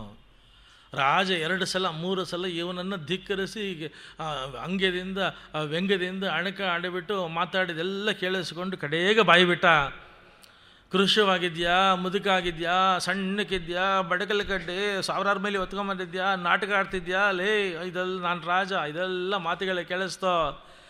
ಜೀವನದಲ್ಲಿ ಮೊಟ್ಟ ಮೊದಲ ಬಾರಿಗೆ ಜಡ ಬರ್ತಾ ಬಾಯಿಬಿಟ್ಟ. ಈಗ ಸ್ಥೌಲ್ಯಂ ಕಾರ್ಶ್ಯಂ ವ್ಯಾಧಯ ಆಧಯಶ್ಚ ಕ್ಷುತ್ರುಡ್ಭಯಂ ಕಲಿರಿಚ್ಛಾ ಜರಾಚ ನಿದ್ರಾರತಿರ್ಮನ್ಯುರಹಂ ಮದಶ್ಚ ದೇಹೇನ ಜಾತಸ್ಯ ಹಿಮೇನ ಸಂತಿ.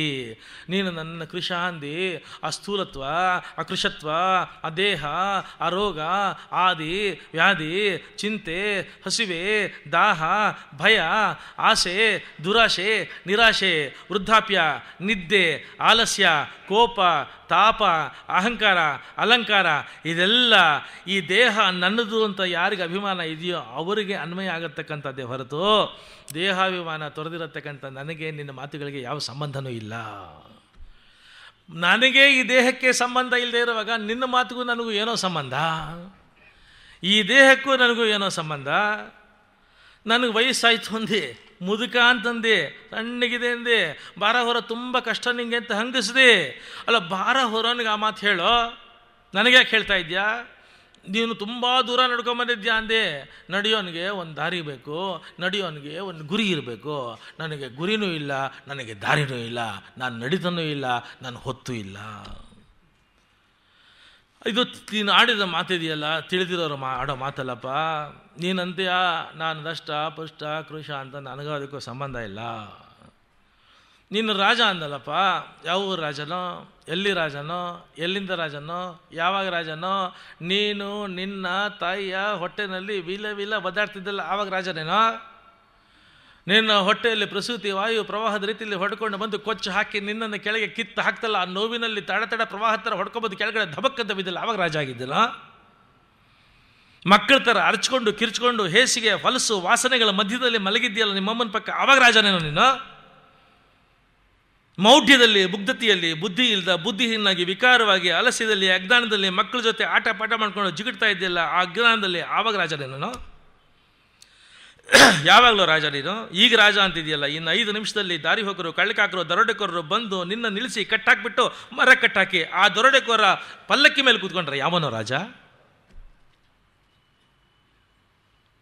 ನೀನು ಪಲ್ಲಕ್ಕಿ ಹೊತ್ಕೊಂಡು ಹೋಗ್ತಿದ್ಯಲ್ಲ, ಈ ಪಲ್ಲಕ್ಕಿಗೆ ಬೆಂಕಿ ಬಿದ್ದು ನೀನು ಪಲ್ಲಕ್ಕಿ ಒಟ್ಟಿಗೆ ಸುಟ್ಟೋಗಿ ಒಟ್ಟಿಗೆ ಬೂದಿ ಆಯಿತು ಅಂದರೆ ನೀನು ಹೊರ್ತಾ ಇದ್ದಾರಲ್ಲ ಈ 8 ಜನ, ಇವರು ಇದು ನಮ್ಮ ರಾಜನ ಬೂದಿ, ಇದು ನಮ್ಮ ಪಲ್ಲಕ್ಕಿ ಬೂದಿ ಅಂತ ಕಂಡುಹಿಡಿತಾರೇನೋ?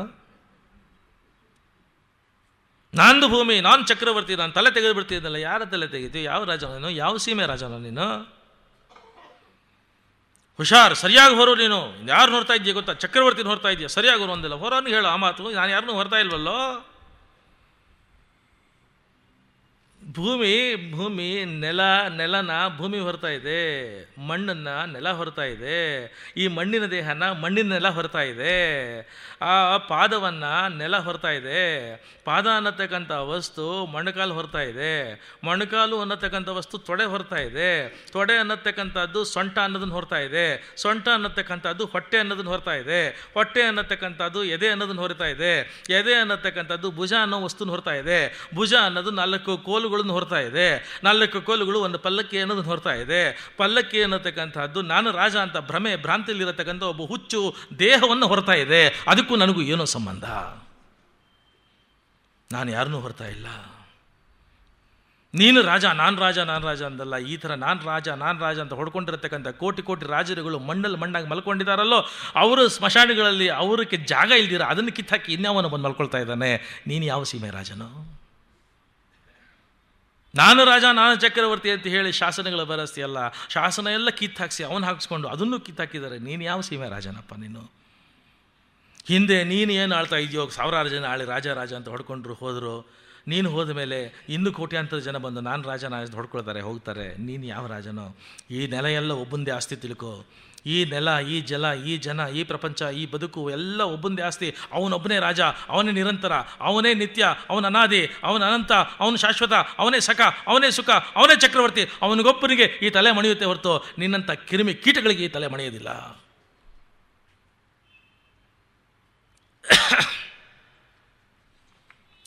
ಅವನು ತಕ್ಷಣ ಪಲ್ಲಕ್ಕಿಯಿಂದ ಇಳಿದಿರತಕ್ಕಂಥ ರಾಜ ಬಂದು ಸಾಷ್ಟಾಂಗ ನಮಸ್ಕಾರ ಮಾಡಿ ಹೇಳ್ದ, ಕಪಿಲ ಮುನಿಯ ಬಳಿ ಆತ್ಮತತ್ವ ಉಪದೇಶ ಪಡ್ಕೋಬೇಕು ಅಂತ ಹೋಗ್ತಾ ಇದ್ದೆ.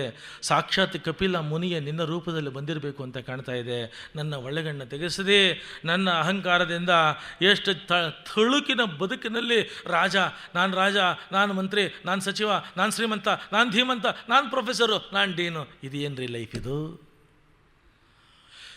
ಈ ಗ್ಲಾಸಿ ಥಳುಕಿದ ಬದುಕು, ಆಭರಣದ ಬದುಕು, ಅಲಂಕಾರದ ಬದುಕಲ್ಲ. ಏನೂ ಇಲ್ಲ.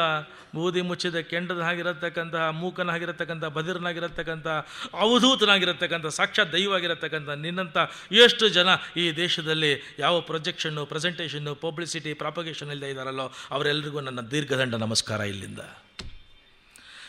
ನಮೋ ಮಹದ್ಯೋಸ್ತು, ನಮೋ ಶಿಶುಭ್ಯ, ನಮೋ ಯೋಭ್ಯೋ, ನಮೋ ಒಟುಭ್ಯ. ಏ ಬ್ರಾಹ್ಮಣಗ ಅವಧೂತಲಿಂಗ ಚರಂತಿ ತೇಭ್ಯ ಶಿವಮಸ್ತು ರಾಜ್ಯಾನ್. ಜನರ ನಿಜವಾಗಿರತಕ್ಕಂಥ ಯೋಗ್ಯತೆಯನ್ನು ಅಳಿಯತಕ್ಕಂಥ ಕಣ್ಣು ಕಳ್ಕೊಂಬಿಟ್ಟಿದ್ದೀವಿ ನಾವು. We don't know how to evaluate the people and evaluate the personalities just by looking at the glossy picture externally, just by their appearance. People they make show, they make impressions. Making show off and making impression, that has become the life and that recognition has become the life. ಇಂಥ ಯಾವ ನಾಟಕಗಳದ್ದು ಇಲ್ಲದೆ ಗುಪ್ತರಾಗಿ ಆಪ್ತರಾಗಿ ಅಗೋಚರರಾಗಿ ಜನರ ತಿರಸ್ಕಾರಕ್ಕೆ ಪಾತ್ರರಾಗಿ ಭಗವಂತನ ಅನುಗ್ರಹಕ್ಕೆ ಪಾತ್ರರಾಗಿರತಕ್ಕಂಥ ಎಲ್ಲರಿಗೂ ನನ್ನ ಸಾಷ್ಟಾಂಗ ನಮಸ್ಕಾರ. ಎಲ್ಲಿ ಜ್ಞಾನದ ಗಣಿ ಇದೆ ಅಲ್ಲಿ ನನ್ನ ನಮಸ್ಕಾರ, ಎಲ್ಲಿ ಭಕ್ತಿಯ ಹೊಳೆ ಇದೆ ಅಲ್ಲಿ ನನ್ನ ನಮಸ್ಕಾರ. ಅದು ನನ್ನ ಮಕ್ಕಳಿರಲಿ. ನಮೋ ಮಹದ್ಯೋಸ್ತು, ನಮೋ ಶಿಶುಭ್ಯ, ನಮೋ ಯೋಭ್ಯೋ, ನಮೋ ಹೆಣ್ಗಸರಿಗೆ ನಮಸ್ಕಾರ, ಮಕ್ಕಳಿಗೆ ನಮಸ್ಕಾರ, ಶಿಶುಗಳಿಗೆ ನಮಸ್ಕಾರ, ಒಟುಗಳಿಗೆ ನಮಸ್ಕಾರ, ಮಹಾತ್ಮರಿಗೆ ನಮಸ್ಕಾರ, ವೃದ್ಧರಿಗೆ ನಮಸ್ಕಾರ, ಮೂಕರಿಗೆ ನಮಸ್ಕಾರ, ಬದಿರರಿಗೆ ನಮಸ್ಕಾರ, ಎಲ್ರಿಗೂ ನನ್ನ ಸಾಷ್ಟಾಂಗ ನಮಸ್ಕಾರ. ಇವತ್ತು ನಾನು ರಾಜ, ನಾನು ಚಕ್ರವರ್ತಿ, ಶ್ರೀಮಂತ, ಧೀಮಂತ ಅಳಿತು ನಂದು. ರಾಜ ರಹುಗಳನ್ನು ಕಣ್ಣು ತೆರೆಸಿರ್ತಕ್ಕಂಥ ಮಹಾಜ್ಞಾನಿಯಾಗಿದ್ದ ಜಡಭರತ. ಅಲ್ಲಿದ್ದ ಭಾಗವತ ಇನ್ನೊಂದು ವೃತ್ತಾಂತಕ್ಕೆ ಬರ್ತಾ ಇದೆ. ಒಬ್ಬ ಒಳ್ಳೆ ವಿದ್ವಾಂಸ, ಒಳ್ಳೆ ಸಾತ್ವಿಕ, ಒಳ್ಳೆ ಧಾರ್ಮಿಕ, ಒಳ್ಳೆ ದೈವಿಕ, ಪ್ರತಿನಿತ್ಯ ಬೆಳಗಿನ ಜಾಮ ಬ್ರಾಹ್ಮಿ ಮುಹೂರ್ತದಲ್ಲಿ ಏಳ್ತಾ ಇದ್ದ. ಎದ್ದು ದೇವತಾ ದರ್ಶನ ಮಾಡ್ತಾ ಇದ್ದ, ದೇವತಾ ಮೂರ್ತಿಗಳ ದರ್ಶನ ಮಾಡ್ತಾ ಇದ್ದ, ಸಾಷ್ಟಾಂಗ ನಮಸ್ಕಾರ ಮಾಡ್ತಾ ಇದ್ದ, ತಂದೆ ತಾಯಿಗಳ ದರ್ಶನ ಮಾಡ್ತಿದ್ದ, ತಂದೆ ತಾಯಿಗಳ ನಮಸ್ಕಾರ ಮಾಡ್ತಿದ್ದ, ಅವರ ಆಶೀರ್ವಾದವನ್ನು ಪಡ್ಕೊಳ್ತಾ ಇದ್ದ. ಹೂವು ತುಳಸಿ ಆರಿಸ್ಕೊಂಬೋದಕ್ಕೆ ಬುಟ್ಟಿ ಹಿಡ್ಕೊಳ್ತಾ ಇದ್ದ, ಕಾಡಿಗೆ ಬರ್ತಾ ಇದ್ದ, ಪದಗಳಿಗೆ ಬರ್ತಾ ಇದ್ದ, ಹೂವನ್ನು ತುಳಸಿಯನ್ನು ಅದನ್ನೆಲ್ಲ ತಗೊಂಡು ಬರ್ತಾ ಇದ್ದ, ನದಿ ಸ್ನಾನ ಮಾಡ್ಕೊಂಡು ಬರ್ತಾ ಇದ್ದ, ಮಡಿಯಲ್ಲಿ ಬರ್ತಾ ಇದ್ದ, ಬಂದುಬಿಟ್ಟು ಸಾಲಿಗ್ರಾಮಗಳನ್ನ ತೆಗೆದಿಟ್ಕೊಳ್ತಾ ಇದ್ದ, ಸುದರ್ಶನ ತೆಗೆದಿಟ್ಕೊಳ್ತಾ ಇದ್ದ, ಪ್ರತಿಯೊಂದನ್ನು ತೆಗೆದಿಟ್ಟುಕೊಂಡು ತುಳಸಿಯಿಂದ, ಹೂವಿನಿಂದ, ಕ್ಷೀರದಿಂದ ಅಭಿಷೇಕಗಳನ್ನು ಮಾಡಿ ಕ್ರಮಬದ್ಧವಾಗಿ ಶಾಸ್ತ್ರ ರೀತಿಯಿಂದ ಪೂಜಾದಿಗಳನ್ನು, ಅಭಿಷೇಕಗಳನ್ನು, ನೈವೇದ್ಯಗಳನ್ನು, ನಿವೇದನೆಗಳನ್ನು ಎಲ್ಲ ಮಾಡಿ ಪ್ರತಿಯೊಬ್ಬರಿಗೂ ತೀರ್ಥ ಕೊಟ್ಟು ಎಲ್ಲರಿಗೂ ನಮಸ್ಕಾರ ಮಾಡಿ ಎಲ್ಲರ ಆಶೀರ್ವಾದವನ್ನು ಪಡ್ಕೊಂಡು ಅತಿಥಿಗಳನ್ನು, ಆಚಾರ್ಯರನ್ನು, ವಿಪ್ರರನ್ನು, ಸದ್ಬ್ರಾಹ್ಮಣರನ್ನು, ದೊಡ್ಡವರನ್ನು ಎಲ್ಲರನ್ನೂ ಸಹ ವಿನಯದಿಂದ, ವಿಧೇಯತೆಯಿಂದ ಶಾಸ್ತ್ರ ರೀತಿಯಾಗಿ ನೋಡಿಕೊಂಡು ಅಧ್ಯಯನದಲ್ಲಿ, ಅಧ್ಯಾಪನದಲ್ಲಿ, ಪಾಠದಲ್ಲಿ, ಪ್ರವಚನದಲ್ಲಿ, ಶ್ರವಣದಲ್ಲಿ, ಮನನದಲ್ಲಿ, ಸಂಸ್ಕಾರದಲ್ಲಿ, ಪರಮಾತ್ಮನ ಸ್ಮರಣೆಯಲ್ಲಿ ಜೀವನ ಕಳೀತಾ ಇದ್ದಂಥ ಒಬ್ಬ ವ್ಯಕ್ತಿ ಇದ್ದ. ಇಷ್ಟು ಇವನ ಬ್ಯಾಕ್ಗ್ರೌಂಡು. ಈ ಜೀವನ ಪೂರ್ತಿ ಇದೇ ಮಾಡ್ಕೊಂಬಂದ್ಯಾನೆ. ಇದ್ದವನು ಒಂದು ದಿನ ಬೆಳಿಗ್ಗೆ ತಾನು ಹೂವಿನ ಬುಟ್ಟಿ ಹಿಡ್ಕೊಂಡು ಬಂದ, ಕಾಡಿಗೆ ಬಂದ, ಪೊದೆ ಹತ್ರ ಬಂದ, ಬುಷಸ್ ಹತ್ರ ಹೂವು ಕೀಳ್ತಾ ಇದ್ದಾನೆ, ತುಳಸಿ ಕೀಳ್ತಾ ಇದ್ದಾನೆ. ಇದ್ದಕ್ಕಿದ್ದಾಗೆ ಆ ಪೊದೆಯ ಹಿಂದಿನಿಂದ, ಆ ಬುಷನ ಹಿಂದಿನಿಂದ ಕಲಕಲ ಕಿಲಕಿಲ ಕಲರವ ಬಂತು. ಯಾವುದೋ ನಗುವಿನ ಧ್ವನಿ ಬಂತು, ಆಕರ್ಷಣೀಯ ನಗುವಿನ ಧ್ವನಿ ಬಂತು, ಅಪೇಕ್ಷಣೀಯ ನಗುವಿನ ಧ್ವನಿ ಬಂತು, ರಮ್ಯವಾಗಿರತಕ್ಕಂಥ ನಗುವಿನ ಧ್ವನಿ ಬಂತು, ಅಲಂಕಾರದ ಅಲೆಯ ನಗುವಿನ ಧ್ವನಿ ಬಂತು, ಒಳ್ಳೆಯ ಹೆಣ್ಣಿನ ಅಲೆಯ ನಗುವಿನ ಅಲೆ ಬಂತು, ಒಳ್ಳೆಯ ವಿಚಿತ್ರವಾದ ಆಮೋದ ಪ್ರಮೋದಗಳ ರೀತಿಯ ಮಾತಿನ ನಗೆಯ ಧ್ವನಿ ಬಂತು. ಅದು ಆ ಧ್ವನಿಗೆ ಎಷ್ಟು ಶಕ್ತಿ ಇತ್ತು ಅಂತಂದರೆ ಇವನ ಮನಸ್ಸು, ಇವನ ಕಿವಿನ ಅದು ಅಟೆಂಟಿವ್ ಮಾಡ್ತು. ಆ ಕಿವಿನ ಆ ಕಡೆ ಕೊಟ್ಟ, ಆ ಶಬ್ದ ಕೇಳಿಸ್ಕೊಂಡು ಮತ್ತೆ ಬಂದು ಒಳಗಡೆ ಇಳಿದು ನೋಡ್ತಾ ಇದ್ದಾನೆ, ಬಗ್ಗು ನೋಡ್ದ. Whatever he was listening earlier, now he is able to see that. It was just listening earlier, now it has become a vision, it has become a sight. ಎಲ್ಲ ಹೋಯ್ತು, ಹಿಂದಿಂದ ಹೋಯ್ತು. ನೋಡ್ತಾ ಇದ್ದಾನೆ ಏನು ಅಂತಂದರೆ ಒಂದು ಹೆಣ್ಣು ಮತ್ತು ಒಂದು ಗಂಡು ಆಮೋದ ಪ್ರಮೋದಗಳ ಅಮಲಿನಲ್ಲಿ ವಿಚಿತ್ರವಾಗಿರತಕ್ಕಂಥ ರೀತಿಯಲ್ಲಿ ಇರತಕ್ಕಂಥದ್ದನ್ನು ಇಂಥ ಧಾರ್ಮಿಕನಾಗಿದ್ದಂಥ, ದೈವಿಕನಾಗಿದ್ದಂಥ, ಸಂಸ್ಕಾರ ಇದ್ದಂಥ, ಸುಸಂಸ್ಕೃತನಾಗಿರತಕ್ಕಂಥ ವ್ಯಕ್ತಿ ಕಂಡ. ಅದನ್ನು ದ ಮೊಮೆಂಟ್ ಯು ಸಾ, ಅದನ್ನು ನೋಡಿದ ತಕ್ಷಣ ಸೆಳ್ಕೊಂಡ್ಬಿಡ್ತು. ಒಂದು ಕ್ಷಣದಲ್ಲಿ ಹಾಗೇ ನೋಡ್ತಾ ಇರಬೇಕು ಅನ್ನಿಸ್ತು. ನೋಡಿದ್ದಾಯ್ತು. ಅವಳ ಜೊತೆ ಇದ್ದಂಥ ಅವನೆದ್ದ, ಆಮೇಲೆ ಮುಗೀತು. ಎದ್ದ ಕಡೆ ಹೋದ. ಇವಳು ಹಾಗೆ ಇದ್ಲು. ನೋಡ್ದ, ಅವಳ ಹತ್ರ ಬಂದು ನಿಂತ್ಕೊಂಡ. ಅವಳು ಗಾಬರಿಯಿಂದ ಹೇಳಿದ್ಲು, ನೀವು ಸದಾಚಾರದವರು, ಸದ್ವಿಚಾರದವರು, ಚಾರುವಂತರು, ಸುಸಂಸ್ಕೃತರು, ಸಂಸ್ಕಾರವಂತರು, ದಯವಿಟ್ಟು ಬರ್ಕೊಡ್ದು, ನೀವು ಇಲ್ಲಿ ಬರೋದಲ್ಲ, ನಮಗೇನಿಲ್ಲ, ದಯವಿಟ್ಟು ಒಳಗೆ ಬರಬೇಡಿ. ಅವಳಿದ, ನಾನು ನೋಡ್ಬಿಟ್ಟಿದ್ದೀನಿ, ನನಗೆ ನಿನ್ನ ಬೇಕು, ನಿಮ್ಮ ಬಾಯಲ್ಲಿ ಆ ಮಾತು ಬರ್ಕೊಡ್ದು, ಎಂಥ ಹಿನ್ನೆಲೆ, ಏನು ಸಂಸ್ಕಾರ, ದಯವಿಟ್ಟು ಬರ್ಕೊಡ್ದು ಆ ಮಾತು. ಹೇಳ್ದ, ಇಲ್ಲ ನೋಡ್ಬಿಟ್ಟಿದ್ದೀನಿ, ನನಗೆ ನೀನು ಬೇಕೇ ಬೇಕು. ವಿಪರೀತ ಆಮೇಲೆ ಅವಳು ಹೇಳಿದ್ಲು, ಇಷ್ಟು ನೀವು ಬಲವಂತ ಮಾಡೋದಾಯಿತು ಅಂತಂದರೆ ನಂದು ಒಂದು ಕಂಡೀಷನ್ನು. ಏನು? 2 ಕಂಡೀಷನು. ಏನು ಅಂತಂದು, the moment you come in, you should not go back and you should not look back. You have to forget the past and you have to take my responsibility for the lifetime. ನಿನ್ನ ಜೀವನದ ಹಿಂದಿನ ಎಲ್ಲ ದಿನಗಳನ್ನು, ನಿನ್ನ ಸಂಸ್ಕಾರ, ನಿನ್ನ ಸಂಸಾರ ಎಲ್ಲ ಮರ್ತು ಹೋಗಬೇಕು, ನನ್ನ ಜೊತೆ ಪೂರ್ತಿ ಇರಬೇಕು, ಮತ್ತು ನನ್ನ ಜವಾಬ್ದಾರಿಯನ್ನು ಸಮಗ್ರವಾಗಿ ಸಂಪೂರ್ಣವಾಗಿ ತೊಗೋಬೇಕು ನೀನು. ಅವನು ಎಷ್ಟರ ಮಟ್ಟಿಗೆ ಪರವಶ ಆಗೋಗಿದ್ದ ಅಂತಂದರೆ ಎಲ್ಲ 2ನೇದಾಯಿತು. ನೀನು ಹೇಳ್ದ ಕೇಳ್ಕೊಂಡಿರ್ತೀನಿ. ಒಳಗಡೆ ಬಂದ ತಕ್ಷಣ ಅವಳ ಜೊತೆಯಲ್ಲಿ ಜೀವನ ಮಾಡ್ದ. ಎಲ್ಲ ಹೆಂಡತಿಯನ್ನು, ಮಕ್ಕಳನ್ನು, ಪೂಜೆಯನ್ನು, ತಂದೆಯನ್ನು, ತಾಯಿಯನ್ನು, ಸಂಸ್ಕಾರವನ್ನು, ಸಂಸ್ಕೃತಿಯನ್ನು, ಬದುಕನ್ನು, ಧರ್ಮ, ದೈವ ಎಲ್ಲ ಬಿಟ್ಟ. ನಾನು ಯಾವಾಗಲೂ ಹೇಳ್ತಾ ಇರ್ತೇನೆ, ನೀವು ಎಷ್ಟೇ ಒಳ್ಳೆಯವರಾಗಲಿ, ಎಷ್ಟೇ ದೈವಿಕರಾಗಲಿ, ಎಷ್ಟೇ ಧಾರ್ಮಿಕರಾಗಲಿ, ಎಲ್ಲೇ ಒಳ್ಳೆಯ ವಿಚಾರ ಕೇಳ್ತಾ ಇರಿ. There are certain things, if you see that it takes you, it gets you, it grasps you and you are going to succumb for it. ಮಕ್ಕಳು ಟಿ ವಿಗಳು ರಾತ್ರಿ 12 ಗಂಟೆವರೆಗೂ ನೋಡ್ತಿರ್ತಾರಲ್ಲ, ಒಳ್ಳೆಯದನ್ನು ನೋಡಬೇಕು, ಭಕ್ತಿ ಸಮಾಚಾರ ನೋಡಬೇಕು, ಭಕ್ತಿ ಸಮಾಚಾರ ನೋಡಬೇಕು. ಕ್ರೂಯಲ್ಟಿ, ವೈಲೆನ್ಸು ಇರೋ ಶಕ್ತಿ ಸಮಾಚಾರ ಬೇಡ, ಭಕ್ತಿ ಸಮಾಚಾರ ನೋಡಿ. ನೋಡೋದನ್ನು ನೋಡಬೇಕು. ಯಾಕೆ ಅಂತಂದರೆ ಏನೇನು ನೋಡ್ತೀರಾ, ಬರೀ ನೋಡೋದಲ್ಲ. ಇಸಿ ನೀವು ರಾತ್ರಿ 12:30 ಗಂಟೆವರೆಗೂ ಟಿ ವಿನಲ್ಲಿ ನೋಡಬಾರ್ದನ್ನು ಮಾಡಬಾರ್ದನ್ನು ನೋಡ್ತಾ ಇದ್ದರೆ ಏನಾಗುತ್ತೆ? ನೀವು ನೋಡೋದು ಬರೀ ನೋಡೋದಕ್ಕೆ ಆಗೋದಿಲ್ಲ, ಕಣ್ಣಿಗೆ ಆಗೋದಿಲ್ಲ. ಕಣ್ಣಿನಿಂದ ಬುದ್ಧಿಗೆ ಹೋಗುತ್ತೆ, ಚಿಂತನೆ ಆಗುತ್ತೆ. Whatever you are going to think in future, that thought becomes whatever you have seen. Whatever you have seen, that becomes your thought, and what is your thought, that becomes your thinking, and what you are going to think, that you are going to do. What you are going to do, that you are going to repeat. What you are going to repeat, that you are going to repeat it, and that becomes your habit. What becomes your habit, that becomes your character. What becomes your character, that becomes your nature, that becomes your future. ಏನು ನೋಡ್ತೀರಾ ಅದು ಚಿಂತನೆ. ಏನು ಚಿಂತನೆ ಆಗುತ್ತೆ ನಿಮ್ಮ ಕೃತಿ ಆಗುತ್ತೆ. ಏನು ಕೃತಿ ಆಗುತ್ತೆ ನಿಮ್ಮ ಜೀವನದ ಶ್ರುತಿ ಆಗುತ್ತೆ. ನೋಡಿದರೆ ಒಳ್ಳೆಯದನ್ನು ನೋಡಬೇಕು, ಕೇಳಿದರೆ ಒಳ್ಳೆಯದನ್ನು ಕೇಳ್ತಾ ಇರಬೇಕು, ಒಳ್ಳೆಯದನ್ನು ಶ್ರವಣ ಮಾಡಬೇಕು. ಶ್ರವಣ ಮನಕ್ಕೆ ಆನಂದವೀವುದು, ಭವಜನಿತ ದುಃಖಗಳ ಕಳೆಯುವುದು, ವಿವಿಧ ಭೋಗಗಳ ಇಹ ಪರಂಗಳಲ್ಲಿತ್ತು ಸಲಹುವುದು. ಭುವನ ಪಾವನವೆನಿಪ ಲಕ್ಷ್ಮೀಧವನ ಮಂಗಳ ಕಥೆಯ ಪರಮೋತ್ಸವದೇ. Life is a celebration. Every day you must celebrate it. And how to celebrate it and what is celebration? ಶ್ರವಣ ಮನಕ ಆನಂದವೀವುದು. Listen to good things and great things and always think good and think God. Think good and think God. Listen to good things and great things. And have interaction, connection, contact, concern with good people and noble people. ಏನಿದ್ರಿಂದ benefit? ಭವಜನಿತ ದುಃಖಗಳ ಕಳೆಯುವುದು, ಮನಕ್ಕೆ ಆನಂದವಿಯುವುದು. You get some type of peace, happiness, bliss, joy, light and enlightenment. ಭವಜನಿತ ದುಃಖಗಳ ಕಳೆಯುವುದು. ಮಾಡಬಾರ್ದು ಮಾಡಿ, ನೋಡಬಾರದು ನೋಡಿ, ಕಾಡಬಾರದು ಕಾಡಿ, ಕೂಡಬಾರದು ಕೂಡಿ, ಬೇಡಬಾರದನ್ನು ಬೇಡಿ, ಏನು ಕಟ್ಕೊಂಡಿದ್ದೀವಿ ಪ್ರಾರಬ್ಧ ಪಾಪಿಷ್ಟ ಕರ್ಮಗಳು ಅದೆಲ್ಲ ಕಳೆಯುತ್ತವೆ, ಸವಿಯುತ್ತವೆ. ಭವಜನಿತ ದುಃಖಗಳ, all the unhappiness, all the ordeals, all the agony, all the tensions, all the turmoils, all the turbulences, all the crisis, all the confusion, all the confrontation and all the catastrophes in your life, it will just melt away. ವಿವಿಧ ಭೋಗಗಳು ಇಹಪರಂಗಳಿತು ಸಲಹುವುದು. ಒಳ್ಳೆ ವಿಚಾರನ ಕೇಳ್ತಾ ಇತ್ತು ಅಂತಂದರೆ ಇಹಕ್ಕೂ ಸಾರ್ಥಕ, ಪರಕ್ಕೂ ಸಾರ್ಥಕ ರಾಜ ಅದು. ಇವನು ಅವಳನ್ನು ಕಟ್ಟಿಕೊಂಡ, ಅವಳಲ್ಲಿ 10 ಮಕ್ಕಳಾಯ್ತು ಇವನಿಗೆ. ಇವನ ಹೆಸರು ಅಜಾಮಿಳ ಅಂತಂದ್ಬಿಟ್ಟು. ಅಜಾಮಿಳನ ಕಥೆ ಇದು. ಅಜಮಿಳ ಅನ್ನತಕ್ಕಂತಹ ಒಳ್ಳೆ ಸದಾಚಾರ, ಸದ್ವಿಚಾರ, ಸಬ್ರಾಹ್ಮಣ ಇರತಕ್ಕಂಥವನು, ಸಂಸ್ಕಾರ ಇದ್ದಂಥವನು, ಬ್ರಾಹ್ಮಿ ಮುಹೂರ್ತದಲ್ಲಿ ಹೇಳ್ತಾ ಇದ್ದಂಥವನು, ತಂದೆ ತಾಯಿಗಳಿಂದ ಪ್ರತಿನಿತ್ಯ ನಮಸ್ಕಾರ ಆಶೀರ್ವಾದ ತಗೊಳ್ತಾ ಇದ್ದವನು, ಪ್ರತಿನಿತ್ಯ ಸಾಲಿಗ್ರಾಮ ಪೂಜಾ ಮಾಡ್ತಾ ಇದ್ದಂಥವನು, ಪ್ರತಿನಿತ್ಯ ನೈವೇದ್ಯ ಮಾಡ್ತಾ ಇದ್ದಂಥವನು, ತೀರ್ಥ ಸ್ವೀಕಾರ ಮಾಡ್ತಿದ್ದಂಥವನು, ಎಲ್ಲ ಆಚಾರ್ಯ ನಮಸ್ಕಾರ ಮಾಡಿ ಆಶೀರ್ವಾದ ತಗೊಳ್ತಾ ಇದ್ದಂಥ ಸಂಸ್ಕಾರ ಪುರುಷ. ನೋಡಬಾರ್ದನ್ನು ನೋಡಿದರೆ ಅದರ ಆಕರ್ಷಣೀಯ ಶಕ್ತಿ ಎಷ್ಟು ಪ್ರಬಲ, ಎಷ್ಟು ಬಲಿಷ್ಠ, ಎಷ್ಟು ವಿಶಿಷ್ಟ ಇರುತ್ತೆ ಅಂದರೆ ಇಂಥವ್ರು ಕೂಡ ಎಳ್ಕೊಂಬಿಡ್ತು, ಅಂಥವನ್ನು ಸೆಳ್ಕೊಂಬಿಡ್ತು. ಸರಿ ತಗೊಂಡು ಆಮೇಲೆ ಇವನು ಅವಳ ಜೊತೆ ಇದ್ದ 10 ಮಕ್ಕಳಾಯಿತು. ಕಡೇ ಮಗನಿಗೆ ನಾರಾಯಣ ಅಂತ ಹೆಸರಿಟ್ಟ. ಅಷ್ಟೊತ್ತಿಗೆ ಅವನು ಓಲ್ಡ್ ಏನ್ಷಿಯಂಟ್ ಆಗಿಬಿಟ್ಟಿದ್ದ. ನಾರಾಯಣ ಅಂತ ಹೆಸರಿಟ್ಟ ಕಡೆಯ ಮಗನಿಗೆ. ಹಾಸಿಗೆ ಮೇಲೆ ಮಲಗಿದಾನೆ, ದಂತೆಗಳು ಸಡಿಲಿವೆ, ದಾತುಗಳು ಕುಂದಿವೆ, ಮೈಕೈ ನಡುಗುತ್ತಾ ಇದೆ. ಈಗಲ್ಲೂ ಆಗಲ್ಲೋ ಇನ್ಯಾವಾಗಲ್ಲೋ ಈ ತನು ಹೋಗೋದಿರದೆ ನಾಗಶೈನ probably matter of few months or few years that is going to die away. You are sure about it. ಮಂಚದ ಮೇಲೆ ಸುಮ್ಮನೆ ಮಲ್ಕೊಂಡಿದ್ದಾನೆ. ಮಲಗಿದ್ರಿದ್ದಕ್ಕಿದ್ದ ಹಾಗೆ ಕಿಟಕಿ ಕಡೆ ಶಬ್ದ ಆಯಿತು.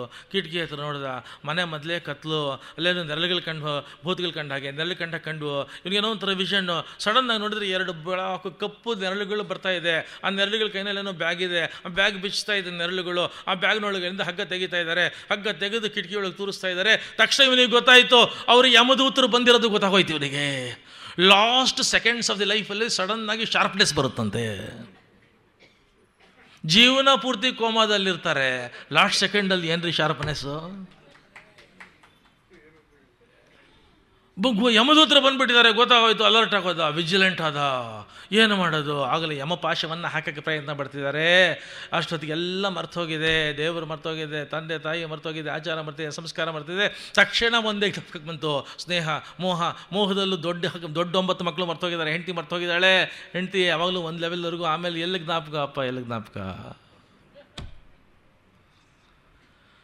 ಕಡೆಗೆ ಜ್ಞಾಪಕಕ್ಕೆ ಬಂದಿದ್ದು ಇನ್ನೂ ಚಿಕ್ಕ ಮಗು, ಯಾವಾಗಲೂ ಮುದ್ದು ಮಗು ಮನೆಯಲ್ಲೇ ಇತ್ತು. ಅದು ಹೊರಗೋಕೆ ಆಗ್ತಿರ್ಲಿಲ್ಲ. ಜೀವನತೆ ಓಡಾಡ್ಕೊಂಡಿತ್ತು, ಮಂಚದ ಸುತ್ತಲೂ ಓಡಾಡ್ಕೊಂಡಿತ್ತು. ಮುದ್ದು ಮಗು, ಮೋಹದ ಮಗು, ಸ್ನೇಹದ ಮಗು, ಹತ್ರ ಇದ್ದ ಮಗು, ದಿನ ಮುಟ್ತಾ ಇದ್ದ. ಆ ಮಗು ಹೆಸರು ನಾರಾಯಣ ಅಂತ. ಭಯ ಎಷ್ಟಾಗೋಯ್ತು ಅಂದರೆ ಆ ಭಯ ಆವರಿಸ್ಕೊಂಡು, ಭಯ ತೀವ್ರ ಆಗಿ ನಾರಾಯಣ ಅಂತ ಆ ಮಗುನ ಕರೆದ. ನಾರಾಯಣ ಅಂತ ಕರೆಯುವಾಗ ಶಬ್ದ ಪ್ರಯೋಗ ಪ್ರಾರಂಭ ಆಗುವಾಗ ನಾರಾಯಣ ಅಂದಾಗ ಹಿಂದೆ ತಾನು ದೇವರ ಸಾಲಿಗ್ರಾಮ ಮೂರ್ತಿ ಇಟ್ಕೊಂಡು, ನಾರಾಯಣನ ಮೂರ್ತಿ ಇಟ್ಕೊಂಡು ಪೂಜೆ ಮಾಡುವಾಗ ಕಣ್ಣಲ್ಲಿ ನೀರು ಹಾಕ್ಕೊಂಡು ಆ ಎಲ್ಲ ಪರಂಪರೆ ಸ್ಮರಣೆ ಮಾಡಿಕೊಂಡು ನಾರಾಯಣ ಅಂತ ಹೇಳಿ ಪೂಜೆ ಮಾಡ್ತಾ ಇದ್ದ. ಆ ನಾರಾಯಣ ಸ್ಮರಣೆಗೆ ಬಂದ. ತನ್ನ ಜೀವದಲ್ಲಿ ಹಿಂದೆ ಮಾಡಿರತಕ್ಕಂಥ ದೇವರ ಪೂಜೆ ಆಚಾರ ಸಂಪೂರ್ಣ ಸಂಸ್ಕಾರಗಳು ಎಳ್ಕೊಂಡು ಬಂದು ನಾರಾಯಣ ಅನ್ನತಕ್ಕಂಥ ಪದದ ಪ್ರಯೋಗ ಪೂರ್ಣ ಆಗೋ ಹೊತ್ತಿಗೆ ಈ ನಾರಾಯಣ ಮರ್ತಿದ್ದ, ಆ ನಾರಾಯಣನ ಕರೆದಿದ್ದ. ಆ ನಾರಾಯಣ ಅಂತ ನಾಡಿಗಳೆಲ್ಲ ಒಟ್ಟಾಗಿ ಒಂದೇ ಸಲ ಆ ನಾರಾಯಣ ಅಂತ ಕರೆಯುವಾಗ ಇಡೀ ದೇಹದ ಎಲ್ಲ ತಂತುಗಳು ಒಟ್ಟಿಗೆ ಆ ಭಗವಂತನಿಗೆ ಮಿಡಿದು ನಾರಾಯಣ ಅಂತಂದಾಗ ಎರಡು ಕಣ್ಣಲ್ಲಿ ನೀರು ಬಂತಲ್ಲ, ಸರ್ವ ಸಮರ್ಪಣ ಆಯ್ತದು.